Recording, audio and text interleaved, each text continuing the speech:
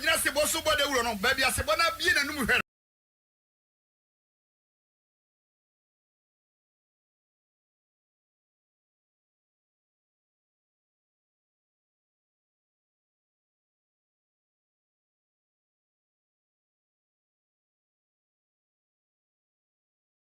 So ofana anra ye kan wasem ye kan wasem ti ekoso am ni ade nyina so ati nra no mpe ba bidne tu sanity ana efe o shake shaributu em for the obo na obey we nya afi na bia o na say ye but boss we were pretty so good obayo oba mekai say so kasai me ana na me MC ntino make the microphone e crack command na o my peace message and na bibia no e kire say oyare ana ba nipa ko yes nipa ko enyame nkwa ni so decide no jina wo say ya yeah enyame ni decide do you was you na remember say and just at any point in time o say oba form of course boss because so lo wa say position and to ko hunu ni achinye hunu ne ye ni aba ne ye nya de ni nya bo ze nya mbet ma pro say fa bag ne bra only question only telephone number and no be answer mo decision be in be say mbusa na ma men kama asa me ka to wa di amranza ne ni aba ne ni e be da we na e ni e kona Oyerepa FM 100.7 imam of course I'm swami imam swami imam nice person but bronya bre no aso of course they say weather ni bibia kire say we are in the festive season yes occasion na draw me come for kanjin and magic drinking water the ama ubia holidays here no bia say bronya kanjin for so the we bia basse say what to say 2000 9000 no kanjin mon be chew in shoe with almost 6 packs 5 packs at the account and there are so many reasons in tell so no can you google and say uko AI abehu hydrogen rich in minerals ya numu nso bi akeke o kanene ne so yes printing bi adame da bi numu nso a enye duro so say ya ntimi na kra na no ma beda na esa ya ntimi na ebe mu adakama on just say bibia protective organs so temperature is well regulated check sugar and so on there and your friend 0241 449191 0241 449191 afi maminka DK events in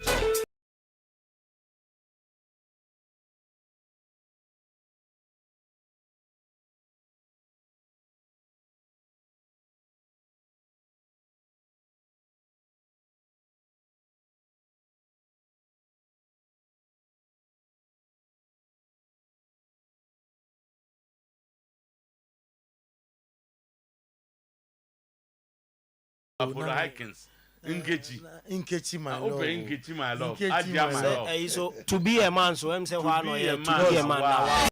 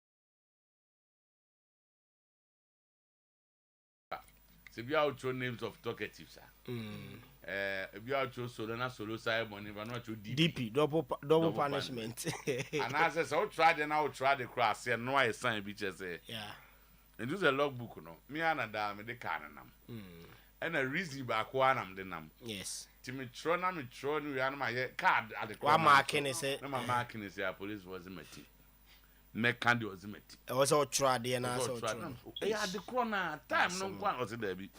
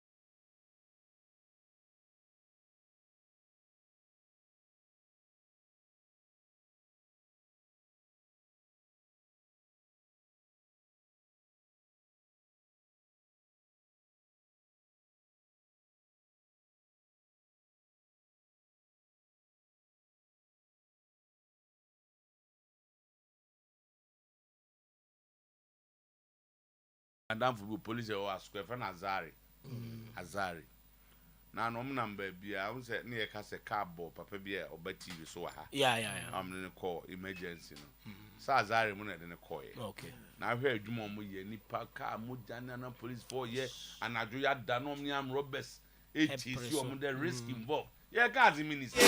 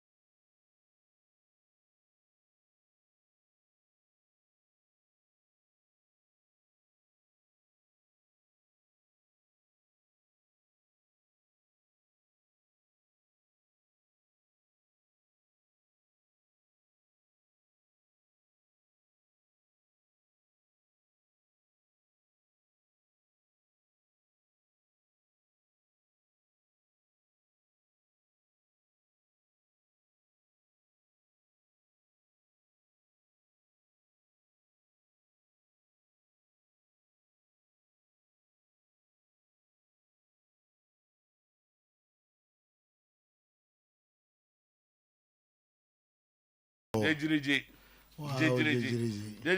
Party bi nyoma na. Kotia baako. Abaiza. Upa manyo semu. Edindia. You say I think Mbappe has smart football skills that he will end up being a Real Madrid legend. They say the Edwin is a man for Becky Kebimano. Emwa ni papa. Oni afunu for no. Okay. Manchester United so Omide. Omo titing go vo pay so. Still was more £100, £50. Oma yini in FO. Is your money in FO? Attendance bonuses. Oma yini if you as part of cost saving measures under Sergeant Radcliffe. Lean management, no. I'm making sure say BBI fine. Okay, no so uja for there. Obo Modia Gabriel Jesus. Yes, December there. Yeah, no. Yeah. The first goal said they or trap a ball and the far defender. But the third one, so effort, no so bad. You run, go and meet the goalkeeper. But the second goal was an offside goal. No offside. Nanka we are can go. We are making mobile and man sibone. They are no offside.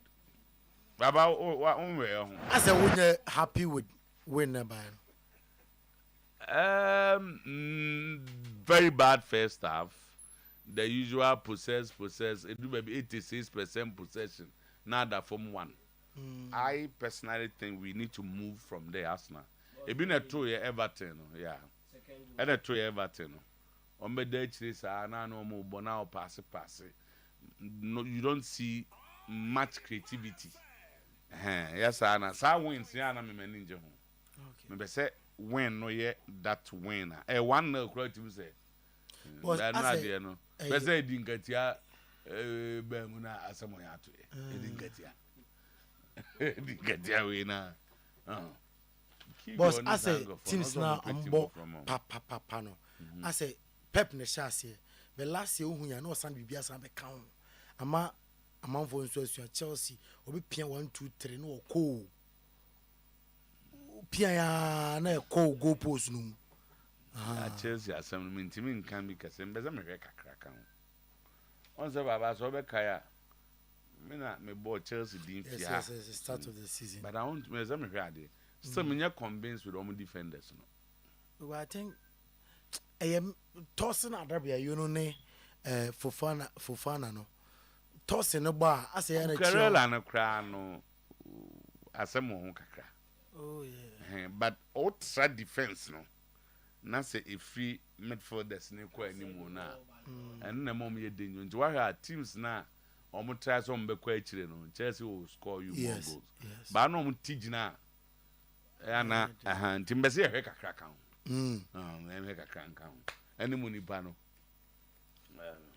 Enzo Maresca da bi ba ko na ngofo ba no akogidi no Enzo Maresca so eba Jose Champon no so ye hwan ya Jose Champon ya koda wo Chelsea academy no on say ni diamba pa teams a odo edinachi Jose Champon yes Madrid mo Barcelona mu nyina ba eza ai but Jose Champon ninchikwa figana kakra ina jambo de again in Gana eja so nye ninchi o Gana ni o Gana look at Madrid so e wo ho nra na Carlo Ancelotti say winning titles at Madrid is easier than elsewhere. That is true. Barca will need a miracle to finish their 1.25 billion new camp project. David Hancho has reported agreed to join Juventus. Bayern Munich wants they're against dreams of UCL final money becoming a burden for players. Here we are, then you be feel swap. So the most supporters, why am I say? I am identify me address as a Debbie boss identification no omo kan e wom ni bia. Ndi ni ba ko na support. Debbie dodo na leadership no omo ben IMC omo ben supporters omo ben club no leadership ni bi so ka ho. Circles. You can't say circles. No? They are not too happy with current happenings. NSA ne kotoko impasse. As I'm not kind of impasse from the kotoko. There be some deductions in what's rododo. Entino. Say, unso mu free obo aseba no. Boss the tennis so mu free obo aseba na NSA ne promise so no betina ase. Na niema ni bi wo ho ma ye ho bibi. Because niema ni bi wo ho a NSA ni betumi aye ho bibi. Te say stadium maintenance, to say security, to say ticketing. On says Akotoko game way, NS in Kotoko and Fanny Nipanko, NS in provide a better ticket. Ewo gate no. ti saa nneɛma no nyinaa no wobɛtumi ayɛ percentage no ho biribi ama ɛka ba form kakra but so baabi ɔmo gyina na no gyina ani die mu a what deductions na se pa mɛba kyɔ me ti ase boss there no meet my own bibi no o te sɛ ticket ɔmbɛyɛ ho deɛ sɛ percentage no ɔmo te no sɛ nke bia nine mo me ehu sɛ percentage man sɛ ɔmo te 5% for ɔmo ɔmbɛtɔn ticket ɛwɔ gate no ɔmo mbɛtɔn ticket yes ɔmo sɛ na ɛsɛ ne tu ɔmo na agreed ɔmo mbɛkɔ akɔtɔn ticket ɛna meka sɛ njuma na ɛkɔ yɛn bibi per two parties no per previous arrangement ɛyɛ asɛ the njuma meka sɛ yɛ kɛbo an impression is being created as if say NSC for no ɔmfi wa na ɔmo yɛ deductions every single step on the way the home team is involved yes every single step anything concerning deduction the home team is involved and they are aware baya na akwa say NSC for no ko said them ba omsi atiwi omo nye de aka nko baba dem ka o just say pa enti am say wo say nchichemu no bayi but say NSC for instance someone beton ticket e osika e de mom and it's there everybody is aware jafe na akwa chom say e betete so ana say na meka say sika na e de mom no ada ne ntimi quantify sika no na ye ne percentage why na say a percentage who told you then are you aware sika de ma yeah, my ticket sellers. And I share deductions no, and na me bobo so na we yeah. My ticket sellers. It's okay. Me bo ye can stadium maintenance ya na cover there because the NSC e ka kire kotoko say nipa obeye MC e was Sunday game no kotoko confesca e metua ne ka. Na ka wani ntua ne ka. Se ni nyina ka stadium maintenance no adwuma ye ne Sunday. MC maintenance. Na me busa se maintenance na kire dey. And maintenance have in here babuza. Say na say ko high speakers e be Canadian. Obi will provide the service. In a Kotoko can decide that we don't need an MC. No, we will provide the service amount MC in your game. And I make us say, we say a maintenance. Over maintenance. Mebo say nya Kotoko ne provide the MC no. Now when provide. Employing on that day. There be na stadium announcer say nya Kotoko ne say Kotoko ne won stadium announcer they are fine. To say NSA speakers or the year adwuma no ofiu say enko akiri. Enti on the day okohan different speakers be ka ho. No afre Kotoko so metia speakers ne ka me so. Now why na eki kan zemo echo? Me so to tell you this. Na speaker na NSA no dey na yemo. The speakers for the Kotoko game. They can tell them we don't need speakers. But so as I said and make catch say they are created minimum what is happening today but stadium we are here organize matches. There are things the club can say we don't need it. If you don't need an MC, you don't need an MC. Now MC no bad there no yema NSA no. Boss report. So we announcement. E there no yema NSA. Say a game no. And but who is playing? Kotoko ne has so what does that do to sports authority? So we announce na sports authority na here omo dey. And now announce obobo sports regional director needing. So too heavy. No, but what do I say? Did I make us say on the way this cost we cannot bear. So take it out. Boss, but we don't need it. Report say. Nene ko high speaker. Speaker nene so the headache. But say was on speaker na ka na stadium no ni bibia no fully equipped adwuma kama. Say bia wo to my high speaker. But say speaker na bo stadium order though. So with or without ka tell so go high speaker. And I make a with say on say ti o. Omu speakers na bo order da no. But omu speaker na bo order da no. Getting something wrong. Boss, the issue is omne Kotoko bring home before mo kofa. So go best speaker can see ade na yema NSC. It is your match. Who na wo ball na person eyede. And I will say I don't need these speakers. I don't need this. I don't need that. Stadium maintenance, the chief, Wadaruma. You see, I am Oyerepa maintenance. Who are obedient have a casa? I won't come maintenance. And the announcer, the infam maintenance. Me just sure say stadium be an announcer. And if you don't, but so announce another call. I'm a game. No, I had day. I'm a support a senior. You should bear the cost. And I can also anything in there. Na say atete oka say dey tesa mami there be say ni nyina na ye factor wo ka ye bo game ne ho nti say atete ka na accounting no me accounting maintenance can announcement me che say stadium educate me me so to me ka say bibia e be ma stadium no are in a proper position to host the game, including the pitch. Send you can say because you are adding a lot of. And you know can be Mr. Otuo. Debbie say obi so oye maintenance and ade e be ma maintain a ya ade a obeyi na wo kwa it will be in the state as you found it. That's maintenance. Yeah. So be behind Oyerepa so the year ni ono de be ni radios and TV foforo. After 1 year ultra maintenance or kwa was it see. But I will be obey mu be ma o radio no course that time there no course no enya me no say me be. And I think that they should sit down and explain this to all of them well. Sure. At the moment, omo create impression me say sports authority for no yet the omo pe. Kakra minim no there is not like that. They are all stakeholders, they sit down. Adebo to say near no ha. Yempene yenye. And they are aware of this. Intimate so was Spanish no. Yeah. Spanish no the bar Sunday. No mo kofa announce abeka because omone kotoko fo mpeni for dwen wana. Na me the say Kotoko IMC agreed say omo fa Spanish no stadium. I'll not be in a position to say but Spanish no be here dey. Spanish na ma ka stadium odi ni bisi o. Say born Quebec also. So the Spanish came said be a game ni be here. And that is part of expenses for the game. Baby. So yeah, expenses nana. There was a match in proceeds no. Any of the best are expenses. In a case ya deductions we. Na yesan ka kire Kotoko say enema we yet e deductions no ya factor we so ya factor tina wo se mo back na mbitua.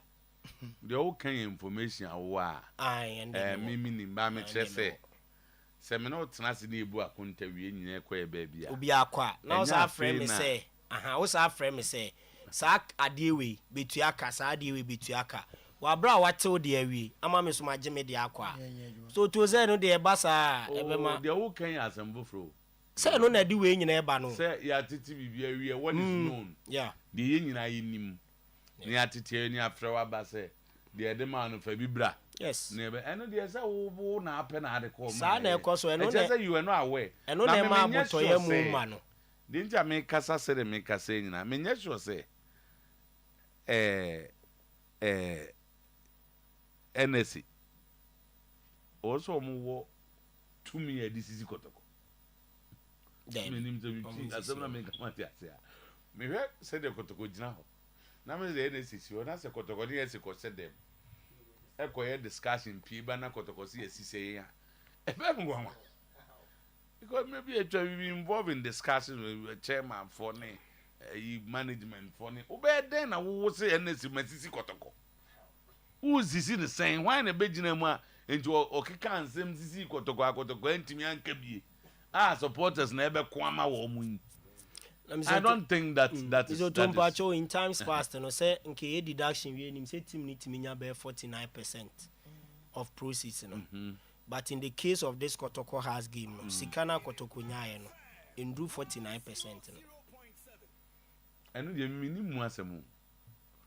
Sana mkaze yeah because me hu de me nkai say obebobo studio be wie na out of the 100% na sikana munya tete de odi kofi omu say 180,000 there be a form percentage almost 49 in time pass him say we nya kra no nya 49% or of more yes or more and the way no be we know scanning 430,000 Kotoko the 180 na koi.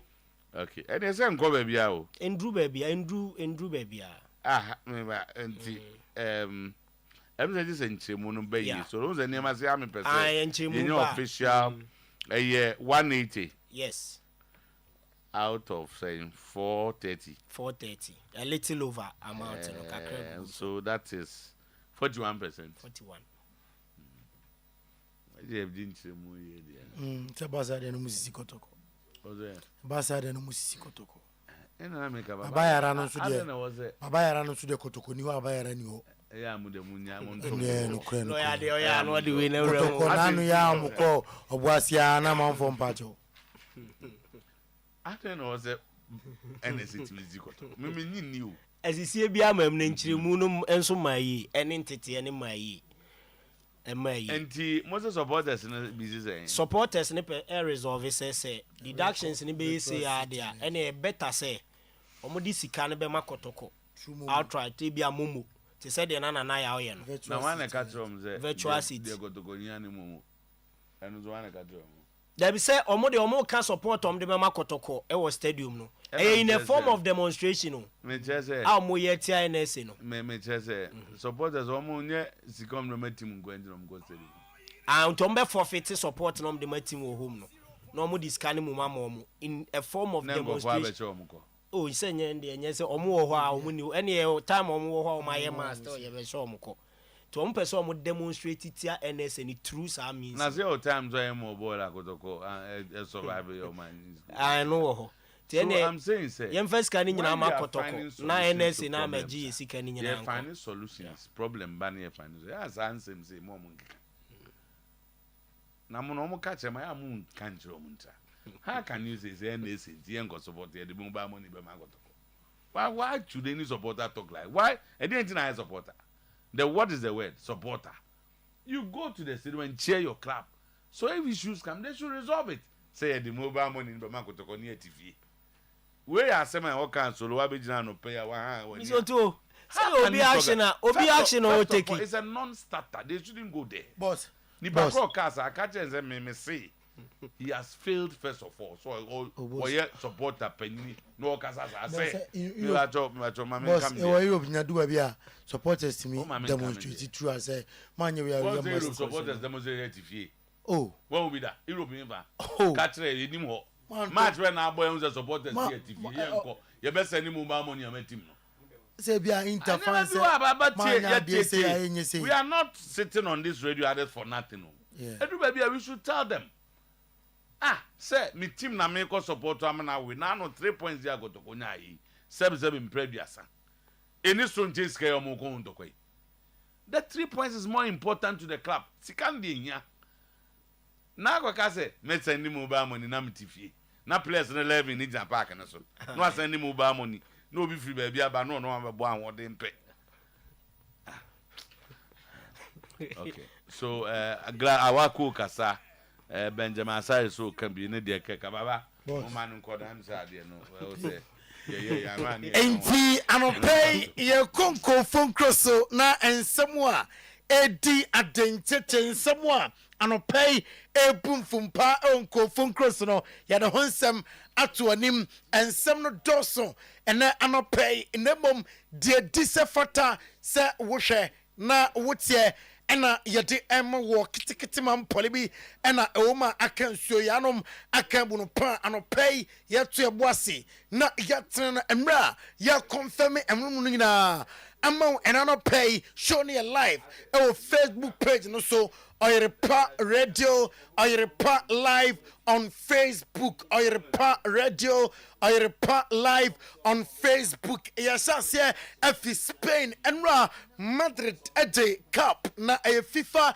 Intercontinental Cup na yebetwam ekoya Madrid the forum efa so a lifted trophy na eno ena eda TV no so no Intercontinental Cup Qatar 2024 ena yede ato so ene anopay na abusuam Joselu ono a player emire bi atwam Emma Real Madrid ose Kylian Mbappe Lotin nyamianim enu krenie Kylian Mbappe ohwe eniema oye ewo Madrid team num ene ne skills o believe say Kylian Mbappe obe legend for the club goals no ebeba entrikes no ebeba eniema woso ye ema club pringina ebeba eboche ena woso fans ne enya ade amano nano me catch say oko Trent Alexander-Arnold na so ya Trent Alexander-Arnold Nkomodiem Ekoso between on it Liverpool at the office Makuma Miensa and Ama Trent Alexander-Arnold Nina rejected offer no and pay authoritatively the amete HMC Liverpool the fourth offer SI Eko Trent Alexander-Arnold Nasuya say unsteady now unsteady control Emma Liverpool team 20 million euros per year. Sika, Americado, Sir Amote Emma, Trent Alexander-Arnold, na Luka Modric, and him say 28 career trophy with Real Madrid and Ra. Nensa Eka after sir, Amo Etime a day, FIFA Intercontinental Cup. Na Odia Tuta, set the Niaje, and yet club Nina, and na Okwa, Ubetime Enya Sa Glory no, or say one, ni teammate. Fiontino Perez and an imprimprey manager John Carlo Ancelotti at the Omunase, Ontimin Darcy, and your fans na be pa at the Ama Luka Madrid, Lucas Vasquez, and Airport Vinny Junior. Abaso, I say Vinicius Junior, I say Osha Games, what bomb Ama Madrid from last year, Besineya, Nemotebono, match after match, Egusua, Eko Nanim, I say FIFA best player. I don't know na o deserve sasa award no nensa etime eka Don Carlo Ancelotti oye manager ama Madrid Intercontinental Cup say what total of 15 trophies and ama Real Madrid and I say anyana ho den and then ayesa den no a collective effort team no players eka ho afa Fiontino Perez eka ho fans no eka ho and what team at the 15 trophies with Real Madrid what trophy at a manager bia e Madrid or the two just say still a percent or more Emma club no Don Carlo Ancelotti or say oh we need titles our Madrid ayana efu ten ada teams no oh ya Madrid manager na say oba trophy and tisa oh ya manager our other clubs no and yansema uru no ati atudwa enra after say game no eba na we ya na Madrid atim konim no Don Carlo Ancelotti akasaye yentie dodon na nsema de tudwa after the game. This has been a fantastic year for us, although we faced many challenges throughout 2024 and continue to face difficulties. We've dealt with many injuries, including Courtois, Militao, and Carvajal, but we've ended this year on a high note. This gives us the confidence we needed, as well as the motivation to achieve good results in 2025. Well, we've already started to see players who were out for injury, like Rodrigo, Camavinga. I mean, soon in January, we will see the return of Alava. So the squad is more complete. I think we have moved past the difficult time from a month ago or so. Slowly and little by little, we are all improving. Obviously, we are not at our best yet, but there's something of improvement, especially that up front. And no, the Don Carlo Ancelotti in Sama, or the Atuja, and I don't pay still. Yo, Spain, me fit Madrid Australia, na Mako FC Barcelona, Amakate, Spotify Campuno, Amode 1.25 billion. And AC Spotify Campuno Stadium. Na anopay diamante HMC abed na papa sa ombetim a complete a fee na edim posa ombetim a movie to stadium ho akosi akan a fee the state of the Spotify Campuno pray and mede atosonom na according to UEFA fono the key factor and is Emma kwan Emma matches no eduru ba bia wo Champions League matches ewo Estadi Louis companies eduru ba bia o se uyi enti efio ko bi fufuro omontiase Emma sadela Emma so eno aye factor baako afei se ombe wie stadium no entem na aye ready for matches no enso aye another factor Thiago Alcantara Diametinie Nyankopobwa January transfer window ye wia oruanom ye start January obaba asan abeka Hansi Flick ho na amaya adwuma ewo FC Barcelona and the reporter mensa eka anopay mamemfi Spain na memera England na yeni nkomo ewo England and anopay na oko Chelsea aso ya one midfielder Aden ate amansa obenya pecking orders no our Chelsea aye Kieran Dewsbury Hall ningina ma ansam otwa djumana Moises Caicedo de Buto Zanom aye mfimfio Enzo Fernandez mo ayana ayedne yase Ange Postecoglou ni diache sa amram amaya djuma ema team no Liverpool legends Mikaraga ana ati atudwa sa Ruben Amorim Marcus Rashford niamana oyenim pempeno ebemana ye easy ati amana se opese obentino ampo pese otwena so our club no ma ebe easy ati ama Ruben Amorim Manchester United onim se still Saudi sika womote emma womo bi ho £100 ebi wo £50 I was steward of Eric Bia sasika no amadema steward no amatwam ninginam anisa aye cost 7 measures and the Sir Jim Ratcliffe no aye part of cost 7 measures team man pay ya don some ene ano pay na Carabao Cup quarter final abusia enam arabaso Manchester United and Tottenham Spurs and ebo Ruben Amorim de atuja say I likely say Alejandro Garnacho and then obetime asiakan ama Manchester United or say young come biantimente emotionally our a lot at the Manchester United Ruben Amorim and the Tottenham Spurs ahead of the game in some way and on the atuja. Nowadays, all the coaches knows about. I think he's right. I explain a lot of things about the team, the way we play, I want to play, the positioning, etc. But I say that because I understand that the coaches have that information just to see one time Manchester United play. So I'm not really worried about that, and I also cannot control that.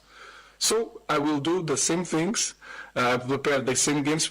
Because for me, it's more important for my players to go to the game with a clear idea how to do it, than try to hide something to protect the leaking of the starting 11. Ruben Amorim or your manager on Srosa identity about game no say ni yakwakobono was a better say uko game no obema o players I will say and yakoye in the game. I want Marcus Rashford to stay. Manager Ruben Amorim no say ope say manager wakoda de be na manya asem ope say Marcus Rashford etna Manchester United. No, not yet. Not yet. It was yesterday. I gave a day off to the lads. So he's our player and he is ready to the next game. I spoke with a lot of players individually and during trainings. What I want is to take the best of Marcus Rashford as the players. So I don't talk about the future, I just talk about the present. I want the best of each one of them, and that is the key point for me. I just want to win and to help the team to be better. So we are better with Marcus Rashford, and that's simple. And we try different things to push Marcus to the best level that he's shown in the past. So that's all. And Ruben Amorim now Matthias Cunha or a player. That is the Brazilian Juma our Molyneux Stadium. Emma Overhampton Wanderers, Diamete, and play HMSA, Chelsea, Arsenal, Paris Saint-Germain, Omina, and your best player, Emma Juma, Emma Tino Mikel Arteta, and they are to just say the hat-tricker, Gabriel Jesus, or your asset Cassia, Emma Arsenal, or your happy, say Emra, on your hat-trick, Etia, Crystal Palace, and what can they channel? It requires Suwa, I was a Montebona and Ra, Opoino, a Timmy Atuaso, and what's Gabriel Jesus. Mikel Arteta say are your top quality and a name P and the Adama Arsenal Bobo Kono Mikel Arteta on Gabriel Jesus. Obviously, he's been It's been a long period for him without goals, and today to score the 3 goals, the 3 type of goals that he scored as well, and many actions that he was involved. He looked really sharp. I think it's a great thing for him. It's a great thing for the team as well, that we can rely on a player of such a quality. So yeah, the same with Kieran, the same with other players that haven't started. Now, player na onya hat-trick no Gabriel Jesus na also kasaye after the game one me happy say manya hat-trick na the way forward for Gabriel Jesus and say I feel amazing, I'm feeling amazing. Obviously the first half wasn't our best, but still second half we did our job. We create more, we keep more the ball, we circulate the ball, make passes, and then obviously Martin could pass amazing ball in behind 2 times and Bill as well, and then I could finish the actions. See your fee Gabriel Jesus asya meko and slot and in Liverpool asya or say are you happy sir amadu semi-final na waka was a Carabao Cup last year amoje under the auspices of Jurgen Klopp afi amopesa amoje na oniha na Liverpool players a lot ewo ho enti competition bi a Liverpool afi no amopesa amutime eje have Elliot e dey atudwa Sir Steven Gerrard and idol kasiye ose na awoche those days Fernando Torres watibono wadan wapia Fernando Torres ade Steven Gerrard nie wasisa combination no na ohwepi enti ono de ne idol kasiye and Steven Gerrard and slot e dey atudwa say Liverpool omo benya bocham ama Federico Chiesa epra and adile Federico Chiesa development no na obili se befa at the amatim na and slot abo Liverpool youngsters na so with Enra and Motimbo Amopoya. I'm going to get a victory against Southampton. The moment the ball is over the top, you're not nervous, but the moment you see 2 players colliding into each other, is that the way to use collide? Yeah. Then you always wonder what the decision might be. And in real life, I thought, he could have made a different choice. But then I saw it back and I felt that, he just used his arm. But for me, it wasn't a foul. But you never know referee decisions, do you? We have already a few stars. Now, my coach says, I want some Rock Rovers, and no a conference league. Now, I was on Oyerepa TV training now, and Enzo Maraska Nemrantana, some Rock Rovers. I'm a manager, Stefan Bradley. I say Chelsea, our identity, clear identity. Only Chelsea Kokoba, Utimi Enzo Maraska, and the Rantan say, and Wombaye, and we are plus to the coach. That is Enzo Maraska. Was a very difficult game. And I am Sama, manager Idia Tuja, Enzo Maraska, and you Tuja say, are you happy? So finally, highly rated teenager, Oyerepa. What you say until June 2029. Obesia Kai, our Stamford Bridge, or say, are your quality? I'm a Chelsea. Etime akoranim enra na Thiago Silva ewo Cobham training ground so okoko Sam Rantenom ye be hwe de course so ewo ho emra okoko Sam Ranten na onom edin Cobham enti any Paris Saint-Germain game no one game for video not to somame na nya sam ketwa o single koko tia Donnarumma na uhwe moja pa na efri nanim eba na nya sam ketwa PSG goalkeeper John yes Xavi Simons or a player at the Mmomo na Apollon ama RB Leipzig at the Eba Etoms Leipzig a Jumbe Piazza Dono or Metime eine permanent Ayamfi England Nafe Yanko Italy Inter Milan Demete Etoms Jonathan David Asama the culture on the store Amutin come on Jonathan David Ambefano final defender David Hanko I see Juventus a dim come on Aquanimie pa Sir David Hanko amra emaya juma ema team no enti Oche TV na Donnarumma enra on single Monaco Paris Saint-Germain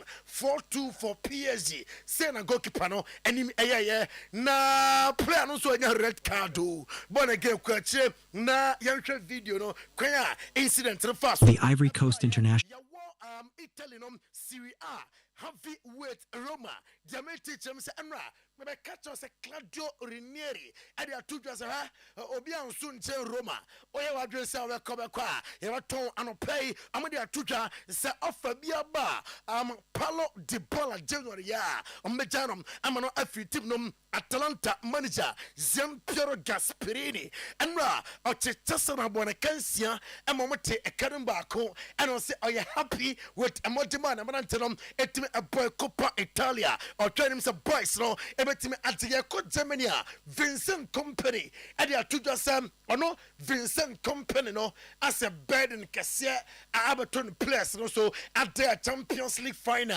Munich come on ebe hosti enti chinchina I say cup final sa burden no players ningi and fan free amoso na buying seconds Coman amon tono net amon tono tina buying AI Chubby Simons say that be say kwanya no ba amanya Florin waiter ambefa Chubby Simons no be adwuma at the amatim no ay 2024 don't call me promo 2024 don't call me promo and your high sense na high sense ay 3 weeks promo and one high sense mama finsia pao na amo say afi high sense obema achede bebre kaina sanonso mo frey and your train niema e high sense for no kra amo mahwe say high sense say bronya ide mo kan wate ase enti oche achede ode no say 18th December na shase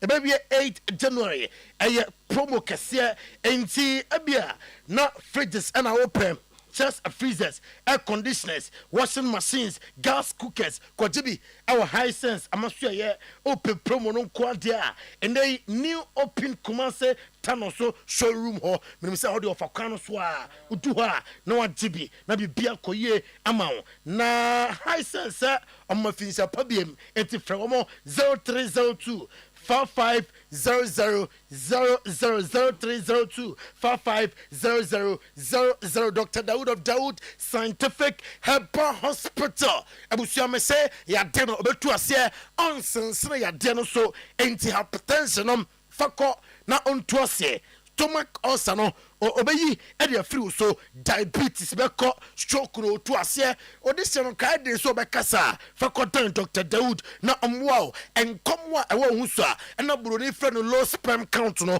okwa Dr. Dawood beboa ama o sperm se jeje ye hepatitis B syphilis awo na ma a prostate cancer we see here ya sexual weakness a fibroid fako Dr. Dawood owo ajuso krapa Old Metro FM Dynam Seria Sarenso our ho 0244 886 437 0244 886 437 0201 681 717 0201 681 717 na wafre Dr. Dawood of Dawood Scientific Herbal Hospital Bosaba Electricals ababuao and kania biajibi chandelier light, corner light, gate light, ceiling light, wall light, garden light, bedside lamp, the light who during nabi, our ceiling fan, standing fan, obajibi, our Boshaba electricals, solar standing fan,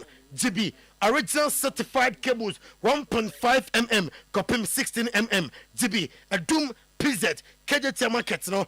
Omono edi enimhwe edum haya babia yakasei Boshaba Plaza Braha edum PZ and Tata Kofo Dinum 0322 030 838 0322 030 838 0536 095 966 enti anopay ye janso eden kofon krosun semno esia our specialist herbal hospital yama mekoso do ya na to nsafre wo se enanopay tutumre kabra me ba be kan ho nsam edi Franco yes was to ade no nche wade ebrimprin ya Sisters Kiddy Moore and Wardrobe. Yes, Sam Kakra, Nabunyan, who show a call Abbey, Heba Clinic.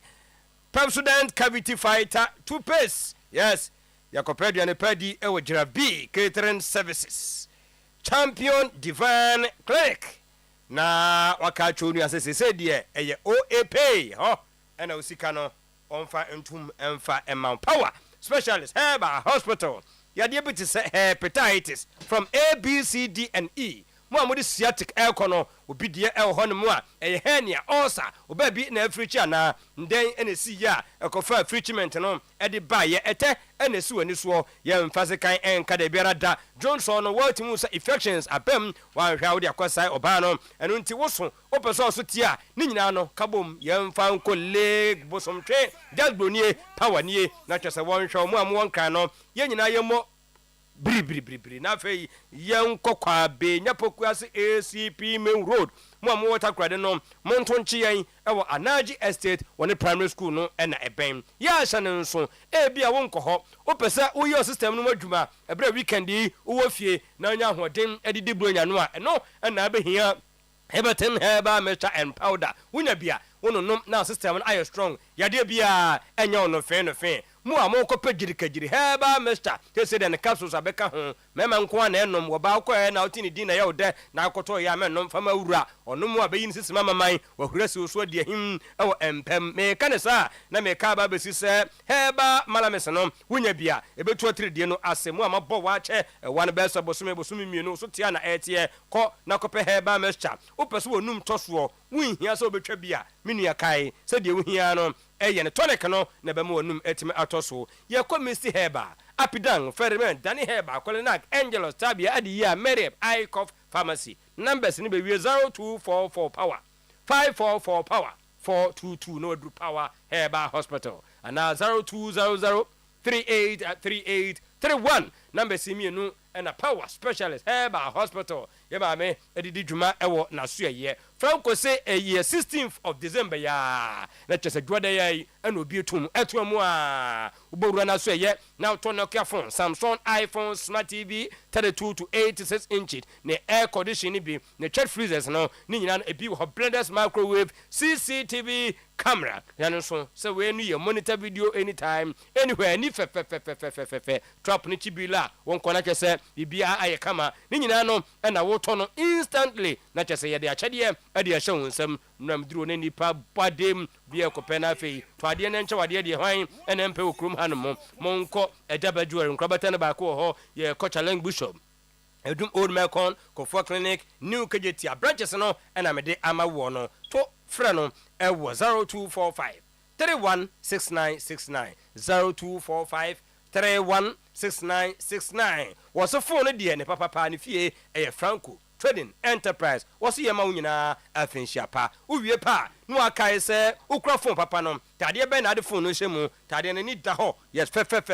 no nti ne ma ne mema yɛ ma yɛ nyinaa yɛ bɔ Sisters Kiddy Moore and Wardrobe okɔ hɔ no mu a unhu ne unyi fe dwabo bi ade bɛkɔ ase ne yɛ hwɛ mienu nyina ne sɛ bɛma wɔ miem oba unso miem enkra no kwa de na kyɛ sɛ bobo ahoɔfɛ no adadi ɛno nti ma mema enkra wɔwie no ne the combination of shoe ne the bags no enso aton ɛde amount we mu nyina no na accessories kama fe ebi ɛwɔ hɔ ɛnomo meso pemfo akato na boro na wo no ɛba bedu so a list na ɛde ma wo no bowura hɔ bibia yɛbɛyi nyina de amount wa bra yɛnya bi kura ɛwɔ mu nkra no ɛsei nnɛ mama ka ho ayɛ ten na sɛ omo abafie obu ha wo de ne ko school no ahyase no nya ne nyama nyina na atimi to yɛ wura Sisters Kiddy Moore and Wardrobe a obenya school bag no yes lunch pack yɛwɔ water bottles and bowl yɛwie no nya ka wo sɛ nkra no yes yɛwɔ cars wɔ hɔ doors bicycle and laptops we nyina no yɛkɔ Atenga Junction one Fidelity Bank no na eben oben Palm M3 so na ahensan branch ne de ye main Atonsu Road direct opposite to China Mall na chese wadru ho the number is 0244 241 420 0245 749 199 no adu Sisters Kiddy Moore and wardrobe international mama abe yade ne de won tena ho bra wodoma nkoma de enuro na hahan ne tabena ne hini ade adom no na nkofo nka sekla kora ne bewunti memmo no ho ka mese kwa abe adupa ewo ho a wode mawo a abofra ne betena se no wanyini abaya adwuma ade ahwe wo abonsamfo ne abayifu yade baako eye etwa yare ebi ne ofie obusuamu a unhu ne ye kan gu nipa no ase nipa mkikra na afei wano sabe epu ahuro ye mfa no nkɔ saade ne nyina no ebefiri hɔ no mu die hu na mede ma wo no so ko ne bɔ kokɔ so wan hweye in the next 1 week 1 month ado to form do to form wa why and ebe so mu ebe ha adwini ye pa san so na diabetes ade no amanku da tomato to wudi di agroko hospital yesi ye ntwa edidi ko fabra be na afei wo mu a wo wie die hu ya wo de osane kwa eye na fuaketu abi gono hepatitis typhoid san so and a pause when you know ebe wie menstrual problems Monday to Friday 7 to 5 p.m. Tana Sopatapa New Side Junction 0243 Abi 345 Abi 392 Abi 0506 Abi 460208 Nodru Abi Heba Clinic Tana so Apatapa New Side Junction say dear yes halitosis for no omunyina ase ase the PSA no modema Pepsodent cavity fighter toothpaste san so omo se aye fite omu wie no omu kasa omu enso san se ahomkamuli na omanum no mu bia no omu se dear na manyina edida na kwam omu wie no na tese yese wo se no ye protect gam no ye mankonkone na ebi nkwa hye ase ho wa ho den no abaye times 10 stronger wo twen kokosa twiapia bronya bremu awunsuro bitime twen na nesen efrofro gu sabe ha adwene ye pa no nti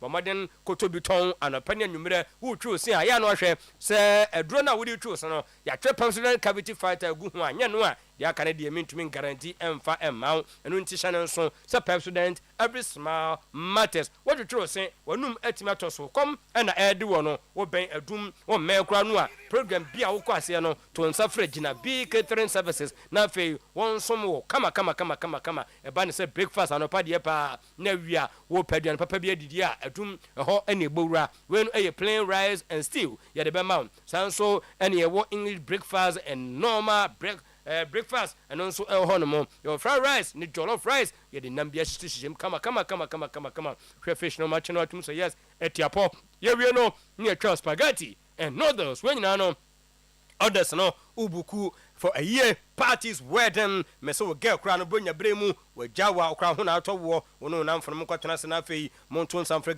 gina b no 17 mo eno nti bomaden gye number no wo hwa no adum woni access bank no na eben wo Maybas Ghana 0247 jira b 00 jira b 99 na chese wadru ho 0244 239886 na wadru jira b catering services na onya duane pa etumi edi champion divine clinic koskumi ka so be a champion a yes no sanse yes from class 1 class 2 ni nyina wadi first sa ni nyina no ene se champion no de edupa na nyame de adom no doctors nso ni mute obesom kama wodi infertility fibroid ede ba ya kai se yade no betu ase e ma himfio problem ben na we show very asem na making a money back guarantee typhoid hepatitis asthma oba ni nyina no hye no nso se we no e money back guarantee wo wi a na obusa wo se nsufita na wonhunu e wa himfio no nyema nkoyie bomodem na koho ene fo miensa pe na osobo sa problem no edi amount pimple obi de ya kase obi nso de ya nketenkete ni nyina no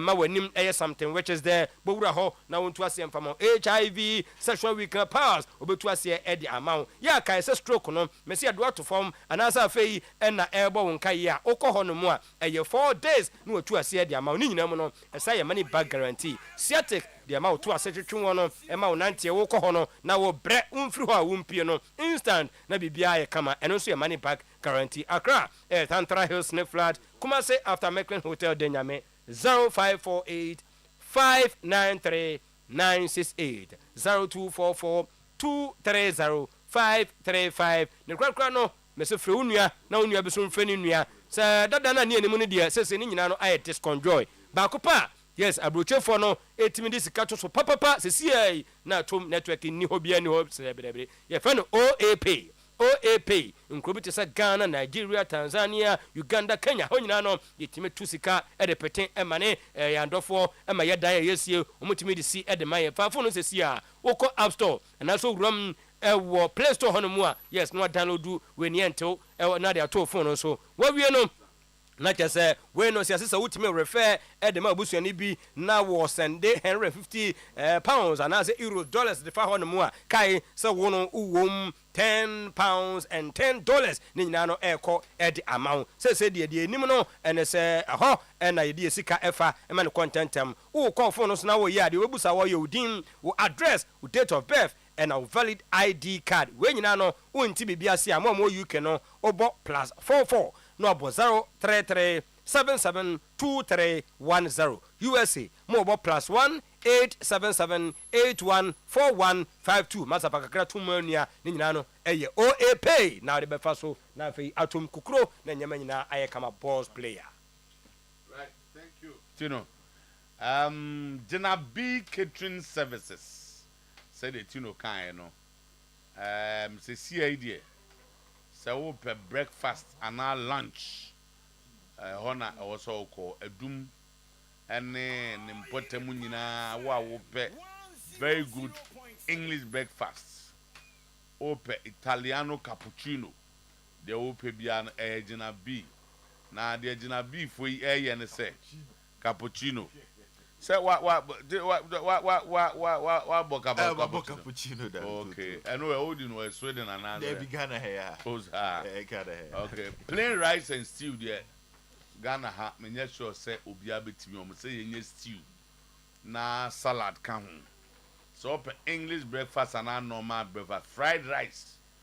Jollof rice and special no more spaghetti and noodles. Others. We take orders. A year na wenya.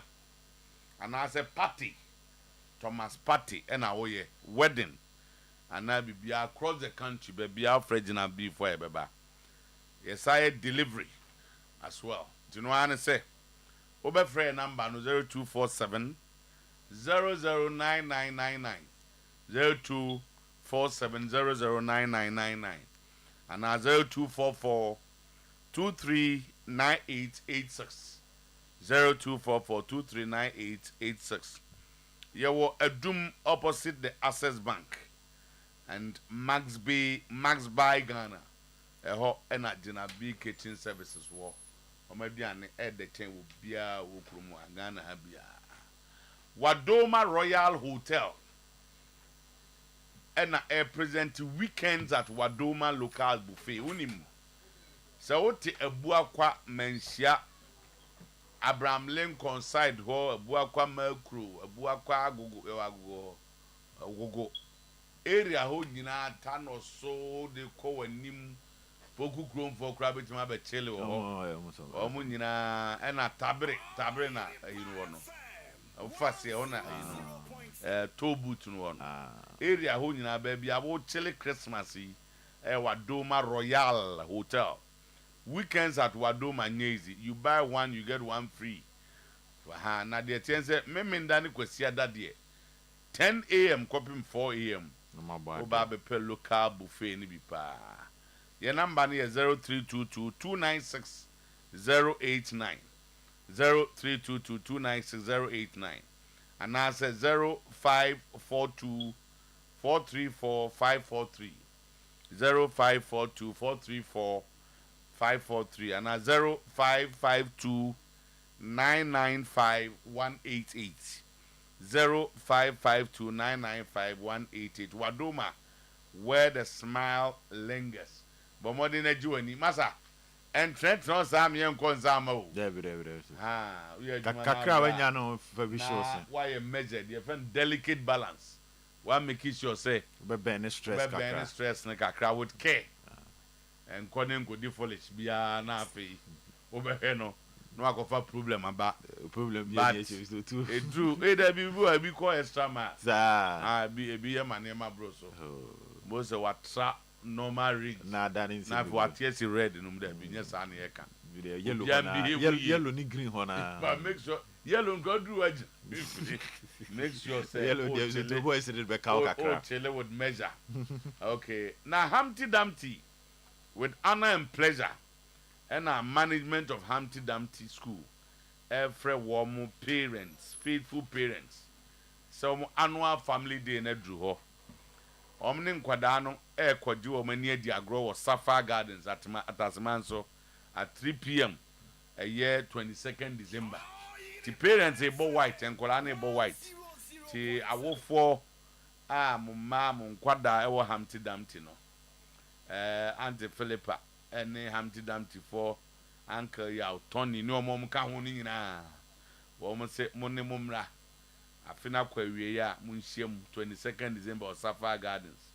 Now come and share the fun with your lovely words as we end the year in solemn style. Afishapa and that woman de ma will be so bad. You too. Young quay na. And it is if you see and I and fear no ye. Or China and when you have 5 years. I say a be report on the 19th, a be report on the 20th. And the idea when you have 5 years. Fear no. At third time in retrospect. Yeah, 5 years at the helm of affairs. Yeah, now at Arsenal. So to your share a year with Sukaka, Rashford, and the Seminole Kaka. Good. They're still in the news. Okay.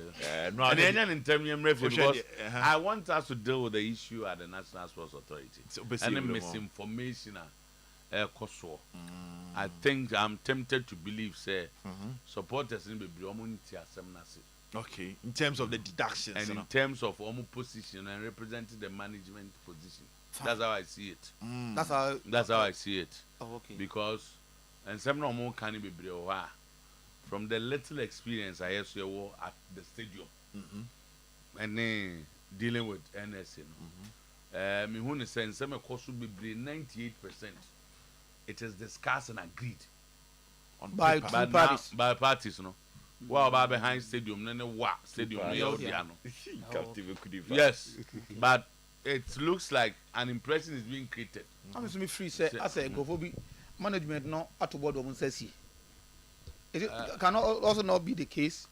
Over that to the one says because you see the supporters no you go and sit down with National Sports Authority to discuss issues. And I mean, say supporters and leaders in there, they've been in this game for quite some time now. Yeah. Say Sports Authority, that's true. And look, it is not possible. I said here, although back to school, not say we all be a class 4. No, be fees will be a woman. Okay, na class 1. But I'm going to better than Sports Authority is Kotoko. National Sports Authority ACC Kotoko. How is that possible? And the engineer checks. Now, me checks the church say whatever happened there was agreed by the two parties. By the two parties. Okay. The ever poems on be prove you wrong sentence. They all agreed. For instance, Mammy Kabak for it. All more mobile said on budget tickets. No, just Solomon say Sports Authority for. On TV. So long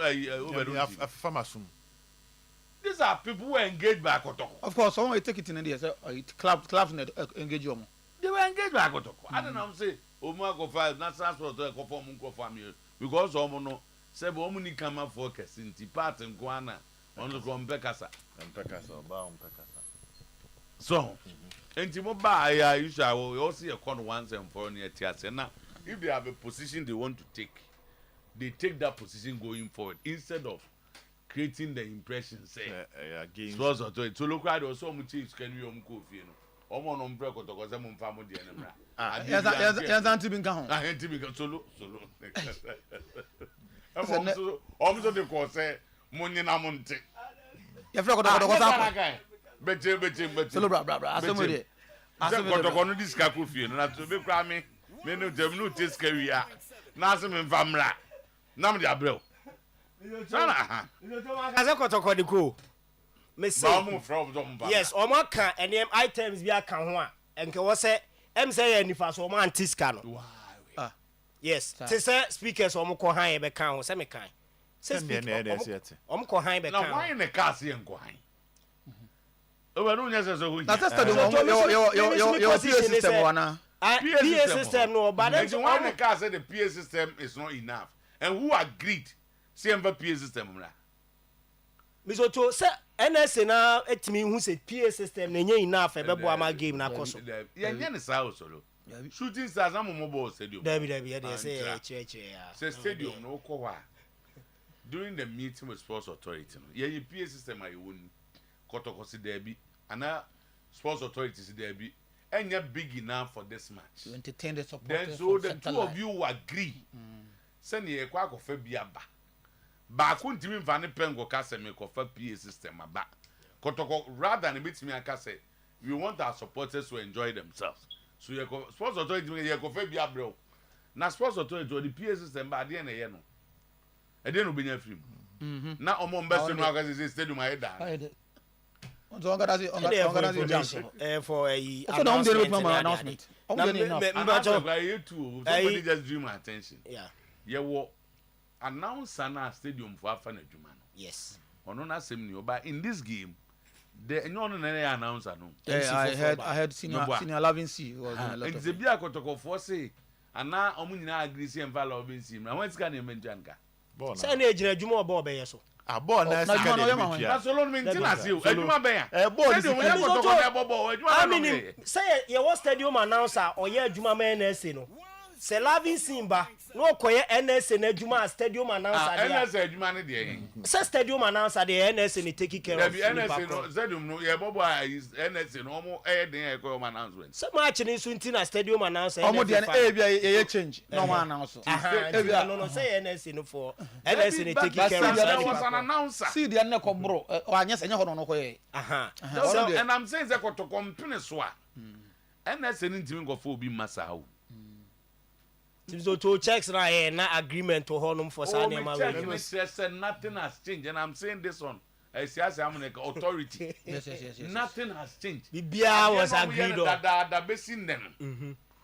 And one of the year, Bibian's sign name mum. Can you know about my name mum? Kotoko has proposed to NSC say. Sa agreement na has for the Legon City for enjoy Wakra. Legon Park and say. Yem fix it. Se be a bomb match be a bema will see. See, yes. And no usual percentages. And don't forget that in Ghana, when there's a change of government, all negotiations cease. At the moment, no, a chain muna kotoko war, so mu propose an the National Sports Authority. How different na kotoko propose an from the NSA by your house ne omo enjoy your crash for the mo accept you know. That 5,000 per month. And be na kotoko pese omuni omuka. Kotoko no I don't know the amount. Okay. But they are discussing with them say, "Mama yen fixed amount." And they gave that fixed amount. They say fixed amount no. And they be cover more expense more maintenance. No, you say ada mo hwe sika aba no. Na number titi akote mu ka nyina say bronya dru. But they had started that negotiation, and then a moment there's a change of government, the regional director na mu kura onye sure. Eso gina yi. Ontimi nye bibia amwa.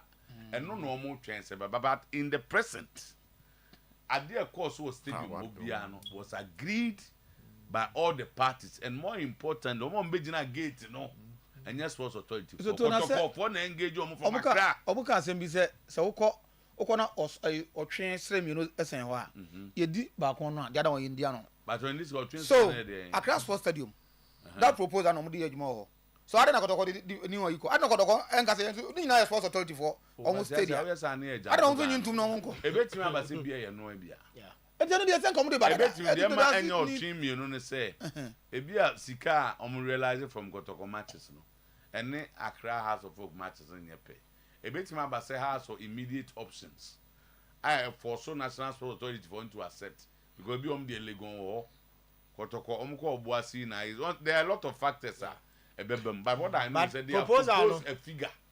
Okay, that which you don't know. No, I don't mean him call Zamenka. So to proposal they didn't kind buy no. Na amount and she me 5,000. And a percentage. I know the a percentage is in our own plus the 5,000. I know the minimum. And the same proposal NSA the mark Kotoko the mark has. The Accra Lions, all the Premier League teams are used to the national stadium. And they own our mom information. They be the same proposal on the Momo.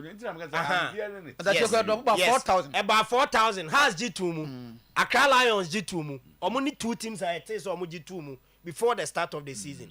And Kotoko say based on that agreement G2 to omo ko obo aso muntimi use baba sports stadium na me just me the minimum figure no enti and I'm say if that is what is still pertaining the same document ne there da enti kotoko fi obo ase ba no na sa proposal a wo ka ho asemi omo de ba omo san erezi ye so ma sa dia ba dia so omo ntena ase na omo nka ho asem ni nwie say ye no ade ya ansa na kotoko ayi stadium say okay sa na tie dia eno na omo hwe animu and once I'm saying there's a change of government because enche ebi kura na aban a wo ba no on Sports Authority regional director minim so bi wa mu na ya ebe yi o nyina firi o enti bia na sabe ko apepen handing over no that ebi kura na on pe ma hu change of government at regional Sports Authority bi atna what I know ni say you about for the upgrade director what I know ni say even if they are to go back to that proposal now there's only one aspect of deduction away from yes that's the only 10% now echo NSA and the government no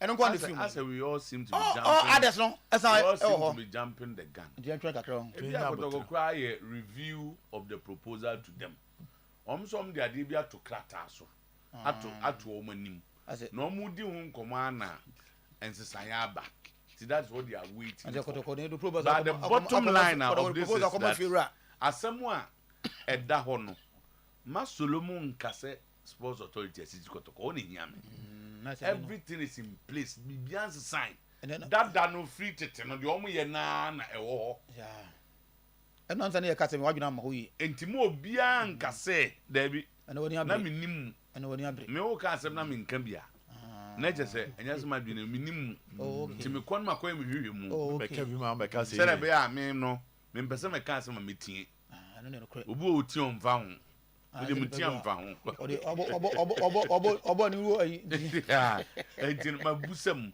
ma Sports Authority ho na nya wan so se enya wan se nkomo na me ba ha enya wan se nothing has changed se bibia sesan ya e kamia ye se amount a de na bia figures a NSA ne kotokode maye no e bia na differences kakra because looking at percentages are previously NSA no etete no for using their stadium no e kamia ye se sa particular match we no e kosoro kakra so most of the activities around exactly what I mean by so ukra de why the am say only Zagito na my accounting say obeye ayi wo fie say be am fa ayi na say obusia na abodi bi penti fie no odi bi ye fie odi ye toilet odi ye die nyina na ye tie no free might to affect the percentage share ebia activities no mo ye on the day no sa deduction ni nyina no e na kwa affected de kotoko nyae no so at asenti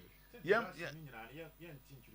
tie free ball ni sika na aminim ahanti so ko high speakers e de ball nyomo a ye betie ebi o kra na koto betima ka se we ye ne de ba ene de ente pay for it yes enti nan ka me busa question bi o te se kotoko engage private ticket sellers emo mo buy ye beton ticket ma kotoko NSA na wo so otiska so di koti o mo ka na se kotoko na wo so ye beti dia ma kotoko ticket sellers ye beti dia ma kotoko because from deductions now enti no mebo so bed me confirm ma de ba na se me na wo se mitua ne kaneska bedu ho a eye me ni nipa ne ntemu asem adenti na wo so na ote ade ne se me na me nkuti there be solo let me try let me try and explain what happened ade na unja ma me nkuti ticket sellers me na ma ko fa nipa na ba me let me explain what happened this is the agreement but just this agreement the NSA ka obedi ka say so on the why premier division kotoko so na baby abobo no no for karata na wo some na me ball coordination pa ma ball go city park and ma so ball Mahama State Ali Mahama anti team na the ball Ali Mahama no my hu no ode yan ko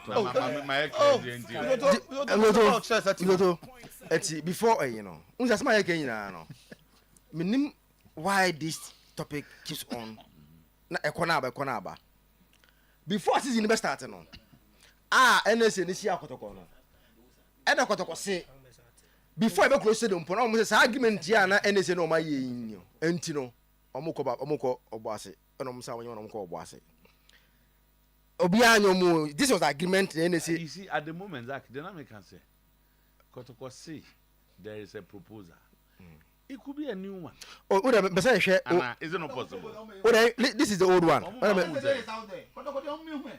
No be go business. They have not even agreed on the better abonti. Say proposal. No, no. Agree proposal kotoko ya kuma sponsors in that abonti. And say they out. NSA decided some domo the ebeba out. Why I think say me go to am van propose am dey come every mouth. Why I think say this issue is being over because the agreement and say they will pay upfront of 5,000. Almost 5,000 new year. Sky be your stadium no. 17%, 17.5% VAT no matter from 5% for risk and security. All match day expenses, which includes the cost of refreshment of dignitaries and special guests. Here we are. Thereafter, the net proceeds shall be distributed in the following manner: 10% to the authority, 70% to the clubs, 10% to GFA, 5% to Premier League Board and PLB, and 5% to the Ghana League Club Association, that is GACA. Now, in addition, 5,000 bar. But for us to be able to negotiate, and a 4,000. And until that, we want to be closed doors. I know so amount to know about you any nines or it's in if Koto have agreed because I has a amount 4,000. I said Koto cannot go beyond 4,000. Yati someone also there, but to 4,000 Libya. And I'm coming to ma. After taking the 17.5% and 5% risk, 70% of the money have come to Kotoko. So I'm not going to see 70% will go to Kotoko. And I mean, that's our interest now. Say, you have to gross of 17.5 a year for free. Send you are this guy say 41% about Kotoko. And I am say based on the old agreement, now after you have to gross is kind of gross, and Cascade 70% and Kebakotoko. And can afford 1%. But they didn't agree to this agreement. I don't pack on my own boss. Then they returned. When they returned, NSA agree, say, let's go and use the old agreement now. Now clubs in the use all over the country. What is the old agreement? And then the current deductions now moving. All the deductions that you guys are mentioning, no, and a new thing. We shouldn't make you look at them to at the foot for me. More calculations. I have the percentage about 70 and 41. The figures, the 70% would have represented a different figure. Like interest chinchina say kebedos one ebe so. We go where the kind of deductions be. Answer. So let's not go into the deductions. Well, as if say the unproposed was going to be better than this one. Maybe if I get that. So I don't make any say better to say never to say they didn't use the new one. We can't determine because I've not listened to us for complaining. When they were using the nobody, but they used Accra before they left Legon. So but said they use the old system. And again, some boy, good team no interview. These things come out when you get more money. No. The more money you get, the more your troubles. And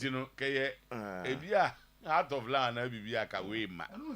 So them I did hard when they say future stars games when you 400 a little over 4,000. I don't know how did I go. And I know sir authority obaka o. You will be at disadvantage. Exactly. And I'm saying we should make this be a topic because when Nesika authority in the boka. Yeah. So yes can only fast then you want to portray as a BACC. Meanwhile, who future stars the authority would have also run at a loss based on how the money that they get at the future stars match. Right. It's in few times or two. The way what I wanted to state in the say, nothing has changed. There's nothing new under the sun. So almost Emma in a peace of mind. And everything that happened was agreed by Asante Kotoko, and they are aware of everything. That's all. what went on Sunday. 70%. No, even Bono, if you are going by the because what they didn't get 41%, they had 51%. Because no, who is 41%? 10%.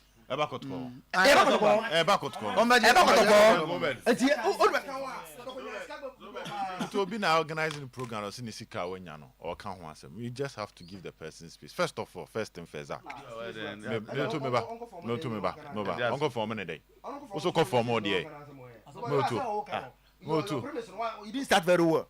You didn't start where you didn't start. Obina, don't go there. No, you should don't go there. Don't go there. Yeah, because don't go there and let's start. A man started this piece and pay. Don't start. You start what? You start what? You start my demon, Kasa.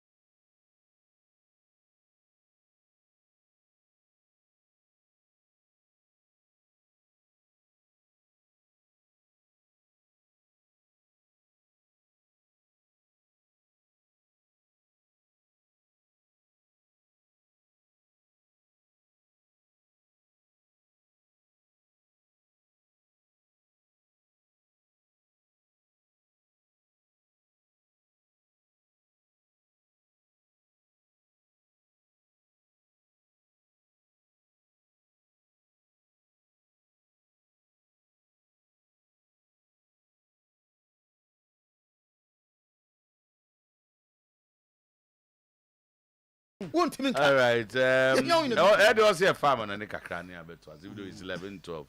You young go no matis cacra coson and there. Quick one happy and her banya baby no fear. Enra. And I'm a semi penny I could hear as an Crystal Palace game me. Now you know as an 3-2. Gabriel Sushi hat trick. Yes. Okay. Senka Uhe hat trick na Gabriel Sushi no. Anka a good sign said the Mateta at least already discover the proper target man because Arsenal team knows here and I'm the two. Arsenal doesn't play with a proper target man. Yeah. Kai Havertz is not a target man. You classify Kai Havertz as a force number 9. Gabriel Jesus any typical center but untimi nyini free sa role no susumu. Gabriel Jesus is cast in the mood of you can strikers no more footwork. Omu take on you good. Obi to say Thierry Henry before Mizoto ye from a winger to a center forward. Obi to say Luis Nazaro de Lima. Obi to say Shevchenko. This were center forwards out to Zomana ye Juma Marco van Basten. ball ne da omo na no a wotumi se ball no omo ni ball Karim Benzema zoto ball ne da ne na no ani se Benzema ni ball Luis Suarez ball ne da Suarez na no ani se Suarez ni ball Fernando Torres ball ne da ne na no ani se Fernando Torres ni ball Ujane me defender be take you on the defender them zoto akoni goalkeeper no a place ball no dey to net sa na de Gabriel Jesus beto anase de Vivia Arsenal got to Gabriel Jesus ba no now they were buying a player one. We developed a lot in City after moving from Palmeiras in the Brazilian league to City. The development maybe ni send one winning mentality. Ateta ne na yejuma. Ti Ateta e build the Arsenal team ne be build by do stage of full afedie. See ye signings kakra bi ka ho a we can challenge Man City for the Premier League title no. Na yes owura City team nim na offer players ne bi. Ebi na okofa Gabriel Jesus. Ebi na okofa Zichenko. At least players some more winning mentality. No, don't be canceling players. No much change the mood at the dressing room. Last season, this season, was struggle with a lot of injuries. Indeed, now Amana ye den kakra and on live up to expectations. Said you seen him Gabriel Jesus no. And run the 3 goals now share no. Pepa how are you who Arsenal team no. And one am no more bone in what I was saying. He said. Arsenal say when squad depth and said that who sao. I think it's fine. And said that say who injuries a free man. I think it's fine because the Women's will be war 18 players. Not even Real Madrid. And now will be but Obibeka say it depends on how the coach wants to use the players. What did they tell me? You should Arsenal first 11 start here. Raya as goalkeeper. Yeah. Thomas Partey right back. Kieran Trini left back. Julian Timber and Jacob Kivo as two center backs. Midfield of Nwaneri, Jorginho and Mikel Merino. Front three of Raheem Sterling, Gabriel Jesus and Leandro Trossard. Say offer players on paper. Jorginho, Sterling, Gabriel Jesus, to some extent Trossard, Thomas Partey, Raya. These are players majority of top clubs in the Premier League they will start. But young players and the team total output before. Okay, also let's look at is a way Arteta AUC or Mono. Other coaches will not put this 11. Ebia to say obey center back ni. Bia obeso ode Timber. Ebe try center back. He will put either Saliba or Gabriel with him. The man go for expose all can you. And to in a way people will not even see. But he decided to put all of them on bench. Answer because the way I'm say position by position. Never 2 players. You see the Arsenal should be fine. Yes, you are right. But what I'm saying is when you players their output on the pitch is very important. And when you say at a point, now the introduction of Saliba, Odegaard, Bukayo Saka, and the bit changing game in the Arsenal. Yes. So on the and the bit changing game. Yes, it's what players here. Mudia here kase. They should be fine. Also, mutimi containing game no me bibia Arsenal no. Players we no 0. A group point minute. She go now Mateta share no against Kibo. And the number of times are no more threatening Arsenal backline. It's a group point you know. Oh, me to the counter. No more counter be an ekwa ne hu. As the mention says if Pep or even jogging come in hand. Or we introduce 2 players there. They keep key ones. Who say Liverpool was at number 5 and Dijk. Agent ho. Was waiting until you see about 4 5 but wait there or the 11 in park as well. Say 11 and you not more than 2 in the best. Then back to Massive and American. Say until let's pick a game in the Premier League. Arsenal won the first 11. Raya, Ben White, either Cadafiori or Nase Timber, Gabriel Saliba, Midfield 3 Partey, Declan Rice, Odegaard, front 3 Bukayo Saka, Kai Havertz, Martinelli. This is Arsenal first 11. Okay. And na Arsenal game. And on mobile game na game ni my head in the Arsenal. he will need to change it from the bench. Certain. He will need to change it from the bench. It's here will be Raheem Sterling. Upon all the experience I went in the Premier League, Raheem Sterling is a proven winner when it comes to the Premier League. Now, Francis Sterling, Ebe Bukayo Saka. Based on what we have seen, the young Raheem Sterling, Arsenal. He has his best game now. But very wasteful. Especially in the second half. But very wasteful. Very wasteful. But your team will be to young Premier League, you know. Set position by which my castle squad in depth at today. Mammy, one team now, let's look at the players.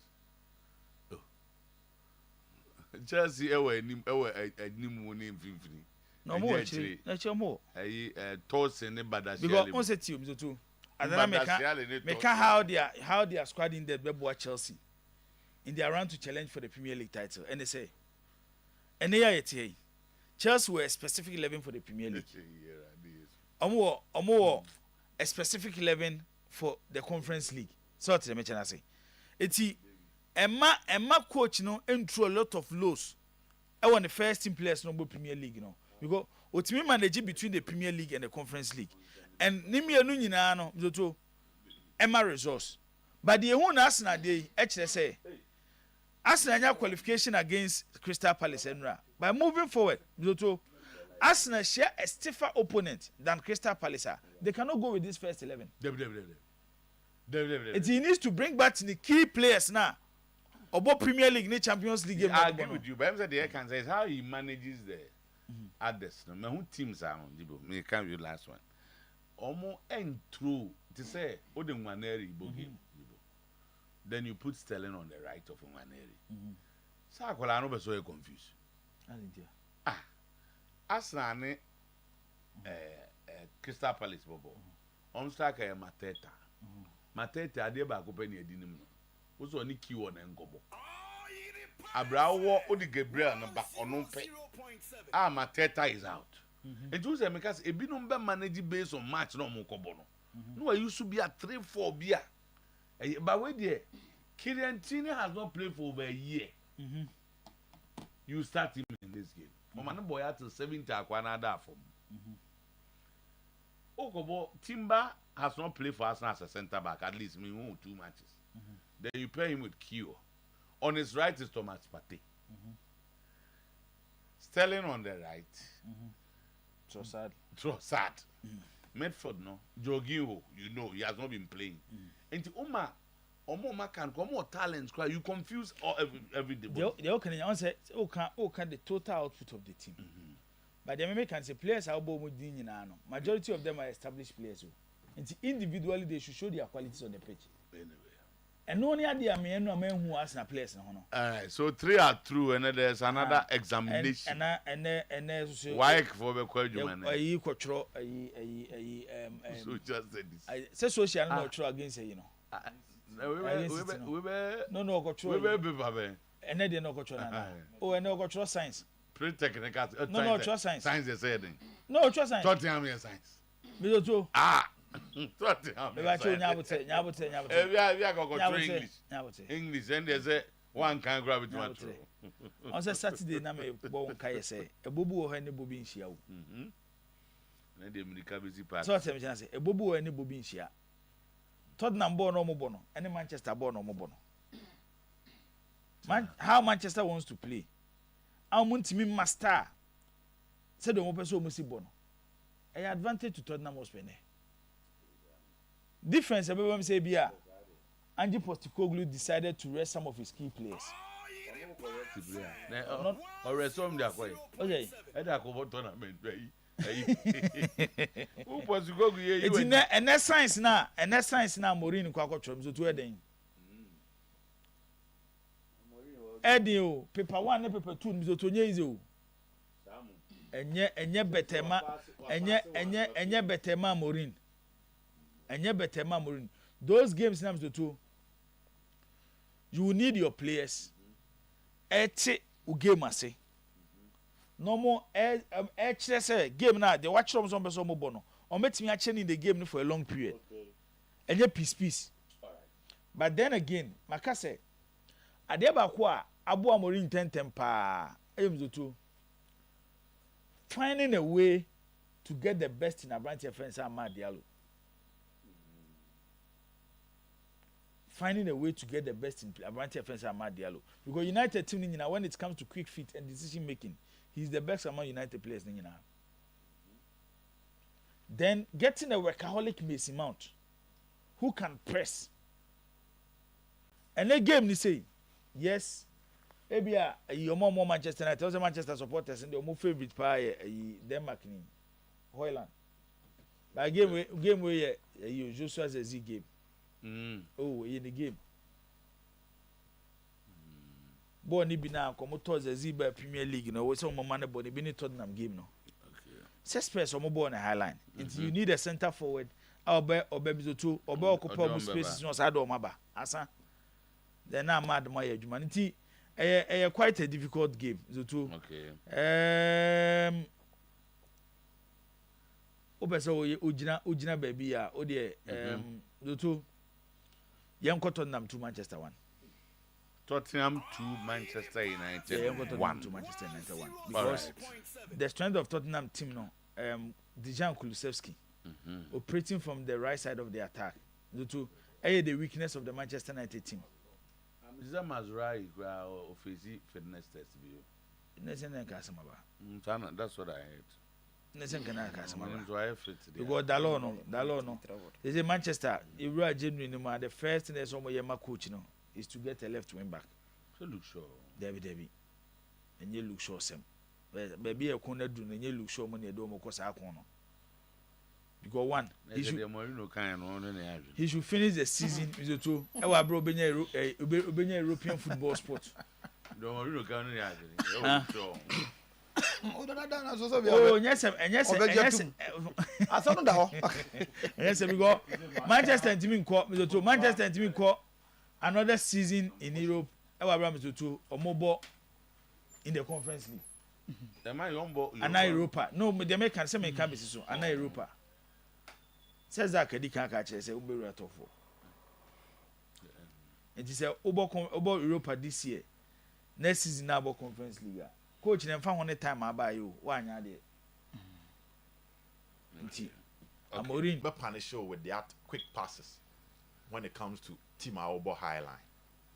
I've seen it in how they play. In the High Line now, space a bomb.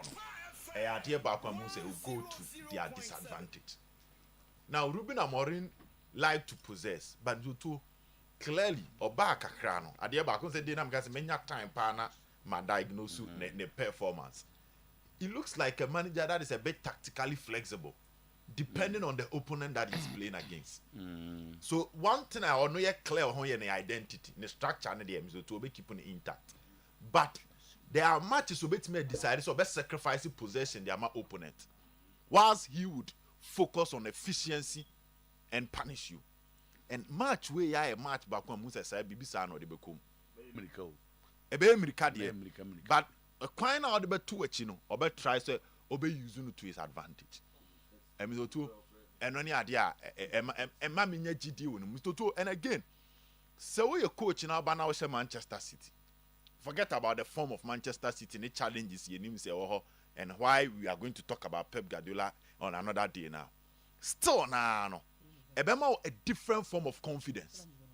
Oh, City they are in a deep mess. Deep mess, and you one player, deep mess. The coach in Ankasano or struggle him, why confused. For the first time in Pep Guardiola's career, you bet me admit say why confused. They lack motivation. He's confused. He's not solving the problems of the team. And so too, was I stubborn? A brand new do necessity good you maybe. I see who City own possess be no focus on winning matches. So based on these things, I think say Ruben Amorim can qualify to the next stage of the competition. I mean, Obe try say Obe force one wet me a trophy with the United. Me to me dia e bet me abuano even if we me make the top 4 lumpa e be make e be score some positive marks. Say on be draw and on be draw. So mu nyanye. Bro, I think so my They won't. Oh, sir. It is a commentator and got on Beno and after the United. Okay, then we will have to say Arsenal so woman, you know. The Ben who send any of us. And I catch a teta say. I bear crazy paying for the energy. I didn't so pay energy. On concentrate to an on we know and build pronounce as onion starter. Yeah. I mean, The the mentality of the players, they need to buy now, not just every cup. All the starters are in the mother. I so hard, you know. Okrokotogo.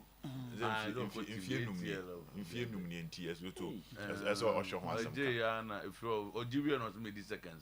And you to there be as a first no. What's the Champions League or Bonnie? Just a yeah, moon.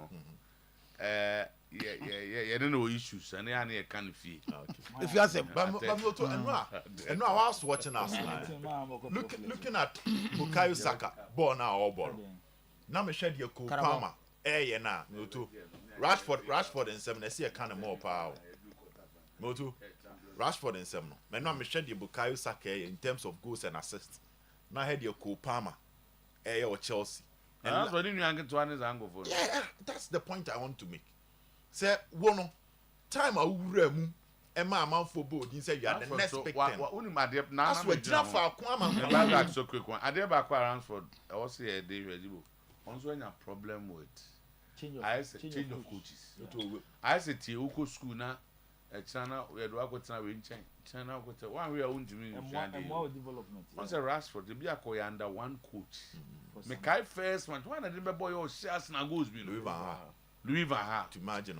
Louis Van Gaal be pan yan about 3-4 seasons. Now go bebo, most of bar for bar or starting a camera or you mistake 1-2 minimum attitude here. Then back rob foot. Now on our 7-1. But no, to as an person would have understood as an individual, he's not developing. They say England. Many also say England, your fresh squad near fair Rashford. English for be complaining. Anyway, but also United coach benching the pet, then they are complaining. That's the hypocrisy, no. England, they will pick Bukayo Saka, they will pick Cole Palmer ahead of Rashford. Rashford, there's all 27. 27, no, to 27, cafe na quadru pick. And cafe na like, Mammy, maybe we finish. No, to be a difficult game based on Amaru make changes. On the Casemiro will start the game in the middle, and only Casemiro will start against this Tottenham team. They will outrun them. Okay, so coaches, man. Almost what they do. And I'm asking a starting line. I can't cap no better obedibiana. Because Crystal Palace are on form. Form your mom was say Brighton 3. They go and parade this team. And now I'm more different world. And Rob Boys, no, one of them say, I'm say before game, no, I'm saying now a mass na 7 CD. Now, Moon has a lineup plans, can I swat have a 4 CD? I bet I'm say bed for now, who line up no more say. I don't know. I saw what is council because so a class or make changes because of weekend. Yes, over Bournemouth and there are a lot of games. And see, say all the Casemiro Moko, Jenjen Film. One thing is very clear. Say, guys, we are talking about United Old Trafford in the league. Almost United Old Trafford with Casemiro and guys here in the mother. No, but changes now, man. The normal Ugarte and going more for that. I'm not sure you don't know Ugarte. No Ugarte, I doubt you start. The energy now about the ball city no. Obama Jana home say okay. Say energy now or the ball city no. I'm not sure so start. The be Casemiro. It was Eriksen so ball ache. And I'm misuru no. Eriksen them on Ghana plans. I say unto Eriksen them on cancer. So by first battle started. See after I give on Bobium. It be an end then a game that I see say Tottenham no the trophy that they want to bring Tottenham, Newcastle, even Arsenal because Arsenal I clear say league general problem. It clear away. Oh, say based on Musumaya Madanedi. Then the one other Zubamu Freddy. Said the Omupeliga. There's a league. Liverpool gonna be a Chelsea with my you. Oh, say yeah, the Madan DJ say league. No few be say best statistics we know. A lot of guys even says Arsenal are the overwhelming favorite based on Sumaya more than the last season. Then you come in, then Anyamati Egu. Just one. Arsenal is having not a bad season. No, to compare. We are doing well in the Champions League. We are doing well in all the competitions. We are still in the league. Mumma Jane Musa. No, but I'll share the points build up and I say, oh, the points the Casa. Then there's a Gubian Kabi. Yeah, should be almost one on Pelly Guardian. I do not don't Pelly Guardian. I'm free to take back and moon baby. I have a paper for now, but yeah, I say, yeah, it is a total most to win this cup because that is the trophy that realistically they can challenge for. Newcastle United, also Eddie Howe, also one more Facebook. Yeah, and can we have why? So, oh, Obia Krufi, my academy, dear Baba Musa, innocent entry, David Obin, Obin, I know Mom Kahun, I ain't kind message me.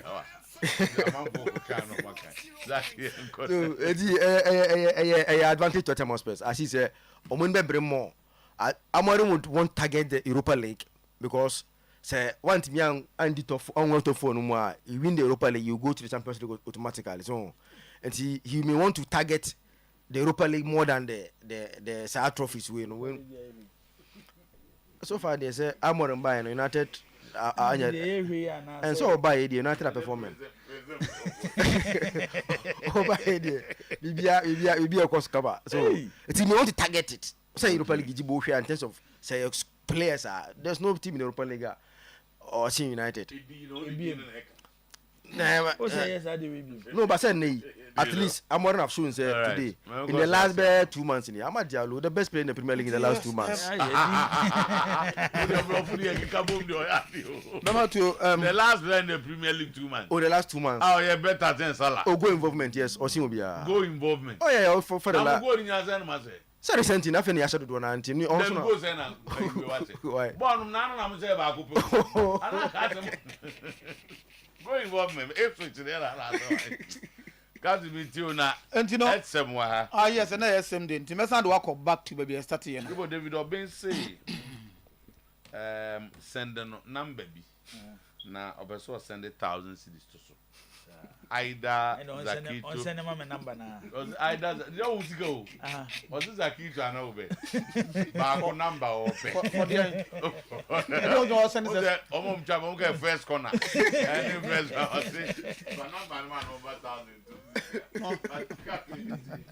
And so me go back to Master Wanamika initially say, me it looks to me say that Antokotoko management no at one of them say see. That would be 2 years out of the league. Because I think they need to own up. Now, Okasembi said it looks like 98% of an MI, of course, the dash in MI was agreed by the two parties, Kotoko and SC. But, I won't pass out winter, say winter. So the supporters of Asante Kotoko, they start agitating. And then we were discussing this, and I think 3 days ago after the game. Since you buy discussing no buy no, the management don't come out to say anything. They are not saying anything. And as man to the extent I could do baby, as Antokotoko supporters, the Helen are planning a boycott to Baba Sports Stadium because of these deductions. Meanwhile, you are saying it's 98% or you are aware of. So I would have expected say, and the management, every statement or call the supporters to order to understand say, oh, BBNC, normal Adiana air course and when I strike a cancer me. You to say the deductions no true because you're talking about the deduction amounting to about 66% of what happened there. So 44% the core club no. Which we believe say it is on the low. Say if you see a boy in football clubs now, and develop here. So maybe the clubs can come forward or can come together and put something forward. Now I heard the system. If you can go back a bit now for you. Was it on base statement? If you are to say all manager Kotoko, the supporters have not come to you with any concerns. Maybe omo call radio so and omo can and national so now what statement. The Jamaica say and say. The Jamaica say it's not just supporter bi no I think the entire support base no and our issues we so as a management no you respond to be like a group circle for and not maybe you call the leaders of the supporters and you let them know anytime because to board says me to me I want to believe that the management are aware of the economy. So I'm saying that maybe they are not say no but I was coming from the point of management. When you are managing CBM and CBI where you money as so sports for NCC and now we must say you don't go to them and be issuing statements. And I mean they suspect a lot of them no maybe they suspect and you knowledge now draw maybe they are free say the whole thing is coming from the management, but they want the supporters to lead it. That's an unfair suspicion. And that's why I will continue to say that. Because I feel that what is the basis for maybe the NSM is Otuo. Per the argument now yes about 8% of the agreement now was agreed between Asante Kotoko and NSC. Tradition, that's how it is done. Good. Now the supporters are agitating from the circle, from whatever group no more. And Kotoko seems to be sitting there unconcerned. As a BBM for make us say Kotoko no. Kotoko come on support. Nobody can come Kotoko supporters more than any demonstration. The Omo no say if indeed, unless we don't agree with this headline, the Omo must say Asante Kotoko supporters plan boycott over high stadium deductions. And Okwa beneath it no to say Omo ko number ye the as the Ombe you be inside the Omo stadium no. Which I believe it will not work. In the first way, it will not work. Supporters ban. So I want to believe say when you talk about Asante Kotoko supporters, I think they are clear in Momo. Maybe you meet me more individuals say Otuo-Acheampong and well you know them. That is not how you. And Kotoko Asamu bar. And some say Bab Otuo Ekoko say eventually no you be who root. You be who root. Because some na kwaji sikai. How did the supporters get to know say figures in one way? Open them out. And to happy, I want to believe they are not happy. Which I'm not happy. The same as they are not happy now. And the boss are supporters for them to come out. Who are not happy? The management of those who are managing Asante Kotoko today. Not happy? Because some feel say 4:30 now say 1 later. The dash in terms of to is agreement. It's agreement, but agreement with Kunipa. Agreement with Kunipa. So me agree with them say yes. I was wrong. So why these agitations, Mr. Otuo? That's why I'm saying that the supporters should rather know that all my agitation no more here. Sabi every time we free said the management can also calm them down through supporters base. Not necessarily be Oyerepa Radio so statement. Calm them down. But Mr. can invite them. That's why you've seen incidences as and go management. I'm afraid supported leadership no matter what we say anything. Abra. I'm for calm down. When it has been brought to their attention, but say Kotoko for me cry make as you see them mintie baby but me who be all about this issue. It's not interviews about it. So what is that? No, no program no. I mean circle for mama can be bem circle. Also na machiro. Amo FFF.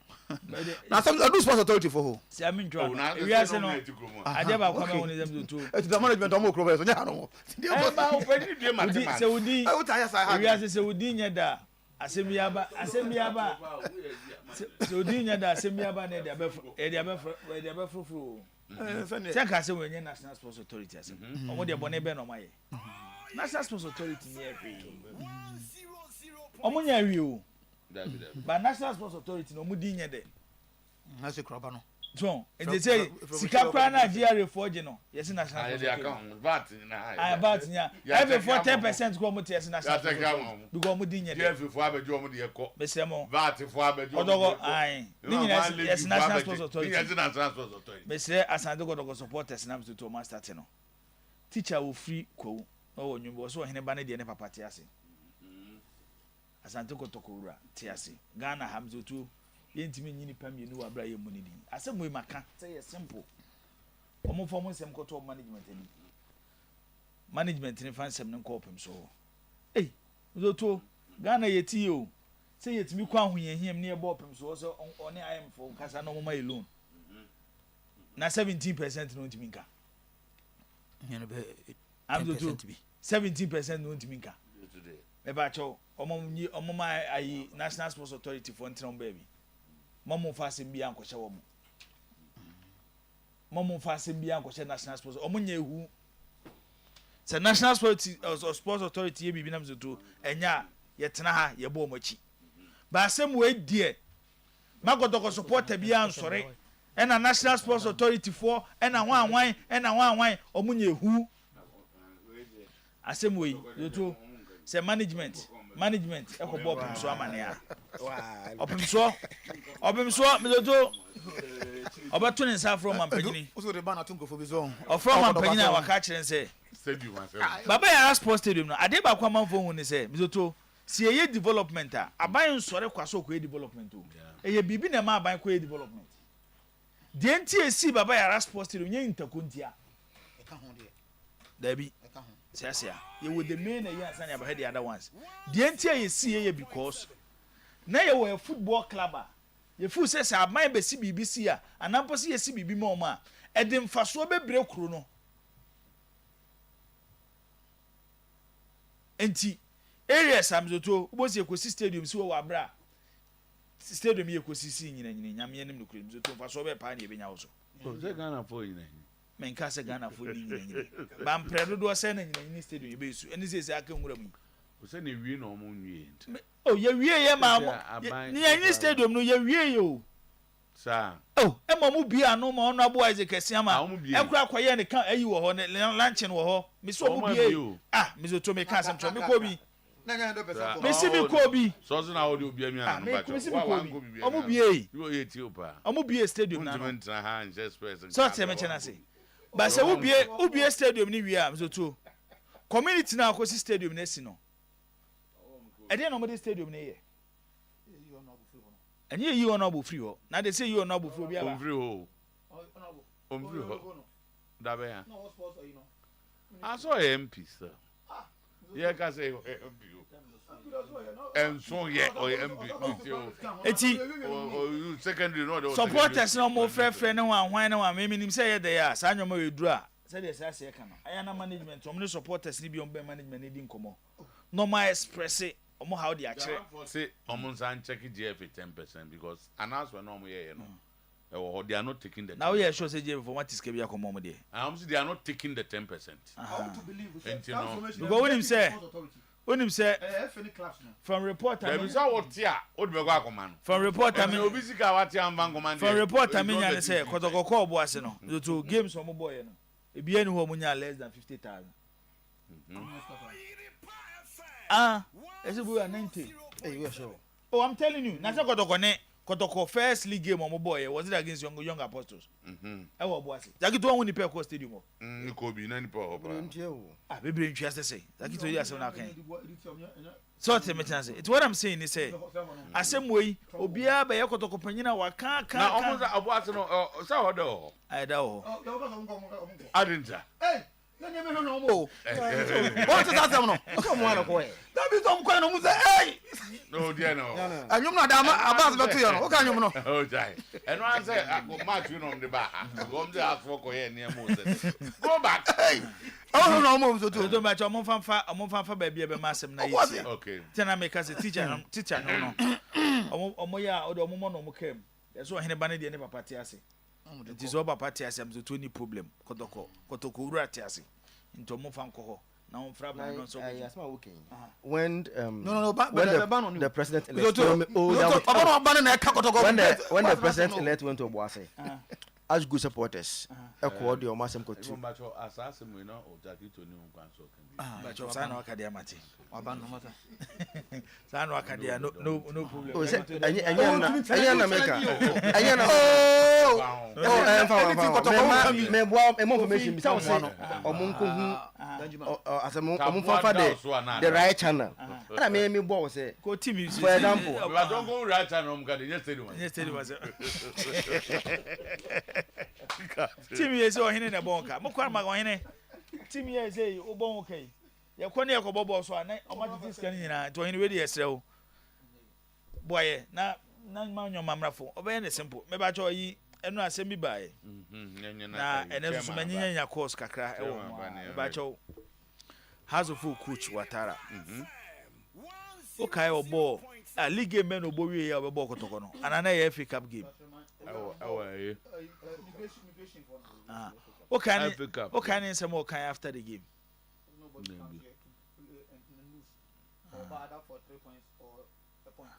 I feel the coach be ball boy we are seeing the players in experience.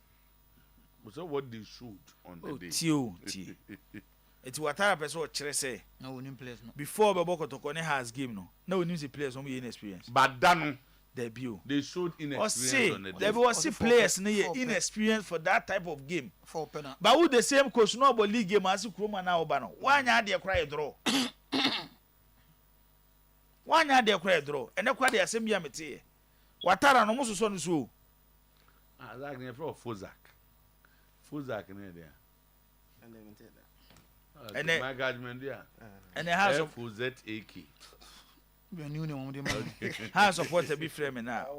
Now someone can say, Mobo Watara Chido. Now Watara, when you know Yama has a cycle jams, then I must say, put me my crown and same or more prepays and Watara and a cotton. Well, yes, yes, or a discipline touches. No. That is the new. That is the new. I don't know. Say Watara top prepaid in Tinya Cray, Watara. David, you advance. They been a coach, you don't have to prepaid. No, it's all what you do here. So true. Yay. Tina, let's say. Yeah, Good. Go in there, say the SM lady.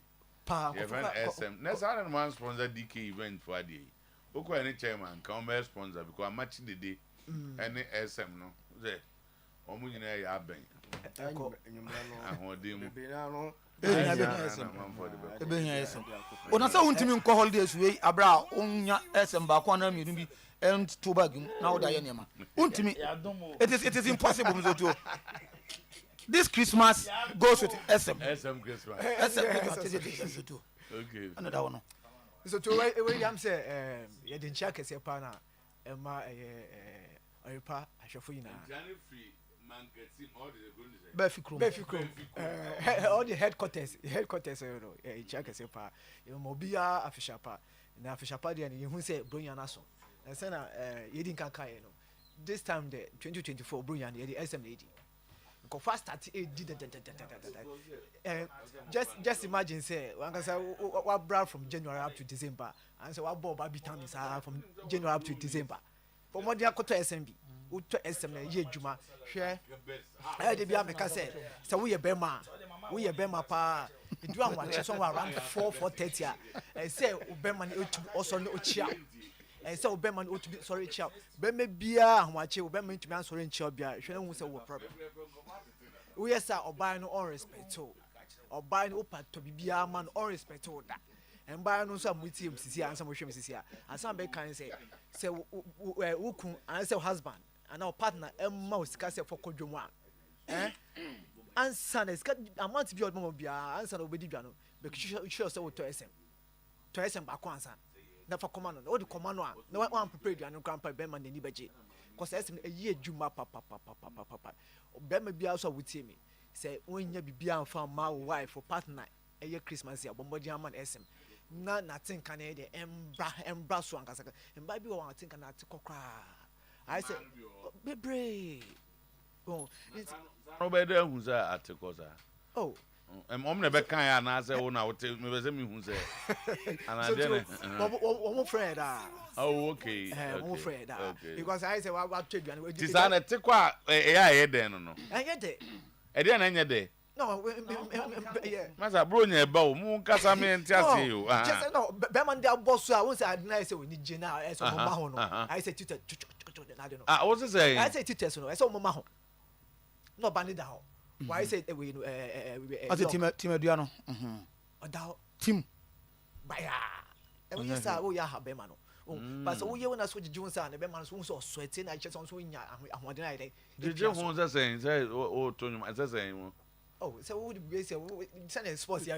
adlibs unko obo panel say man adlibs so yes adlibs so na njuma I fine oh into oba bia obia mbomodin so we oba we need bue pa dia Christmas we men dusu because be man ya 3 points so oba no ya 3 points otoka because then I say we steady nipa abon time now from January up to December. So we dey share December match. That's a match basis so now we'll see match here. Hard papa. SM no fa na abenya bi na ho ye nom no sen et sen fa trip on say I be the team no so okay SM bitters those bitters are instead be any time ban no kwa etumi ball insenim mba ntumi ball your measure cap alcohol nim measure cap ni dey say nyame ya do we no mba kwa na mienu ya no mba ko okay anopa we dijewe no me ni baby obot 3 no blood abuse one so obi a wo ka show bi o stop obot 3 na wo ka show bi o stubborn ezo ntimi no ezo man ntimi no just say one point time na o mu sesia so na nipa ba ko na ana ji say uchi afoforo nze nipa ba ko na ene omo mo shede ni one person particular person omo bo hard omo license do more yeah bo one no wa we bo one embrace yami adoma unye aduane dia no wa bo one on bibia beye kama we so ne bonye din SMBTS ebu bibia so to ebu bibia ntin your friend social media e trend o ni herbal shop between ye bi o ko ni pharmaceutical shop between ye bi say Kumasi ade open dudu calling knock yes and as I Collins or Central Market so nim calling knock some me ma just am between bronya o so bronya no aka bia bom you am so to me be sure I bronya has it next week some 24th no calling knock office one okay what that say na ma combine no ni patwa dey o once o family dey obi hu me okay o dem some do din na eko o so you do come bia emre what that say it's number 12 shop. Yes. Okay. Number 12 shop on Central Market. 12 o'clock shop. 12 o'clock shop. So to benya bi so e wo ho. Na so to oko Kaneshi drug lane a e ho so benya bi ato e wo ho. Any all the stores am tonton ro. Any abido ni na no okwa SMBTS so to. When doctor you call Kaneshi drug lane. It wasn't easy. Just say nipale bobo wan kasa. Obo ko yan mo ko pay SM nato. O kan she drag lane. No na man for dey ko. No for dey. You also nya be 2 or 3 bi. Yes, production also was doctor increase production. There's a man bia no wa ja boss papa say wa ba bo twa passion cry. Yeah. Or say house of drag. Did you know house of drag? Okay. This is your main distributor o kan she drag lane. So house of drag ko call Ashama. And so be hu no ho. Yes, and I baby born one sorry.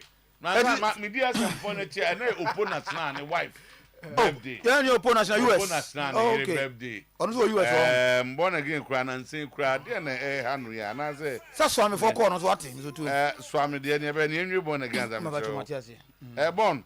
Na say born kra de no. Yeah, so opo wife no America no. Good. Your friend no. We hu ya no America. Margaret Jemfi. AK Mrs. Opo. Okay. Woman to America on any kunu. Chese ho no mbo mo bra di omu djuma. Combination in America dey. Dadin. Mrs. Opo mpa no wasem. Yo so too. By America no atena ho. Edi na Mrs. Opo. Na Mrs. Opo at America ya odi ne birthday. Wa no tia. Na Mrs. Opo akoso. Wa say indi obi asem na. So am no ho na fit one tia on be from. So am for born no. Wow from. So am ufie. Ampa. No, you could have for coin. Ampa. What for competition one another no. It's football gala baso so about 16 teams and able. So I'm communities ni no makambo. That's right. Baso AstroTurf no so I'm AstroTurf no so. AstroTurf. Yes, on the 20th. As a channel 20th no. And I'll tell them. Yes. Now we are on the 3rd of January. So I'm from Mabia Yakopon ton some more to kwan nyakakra no de keka ne mabo mo de abase emfa mo football na emfa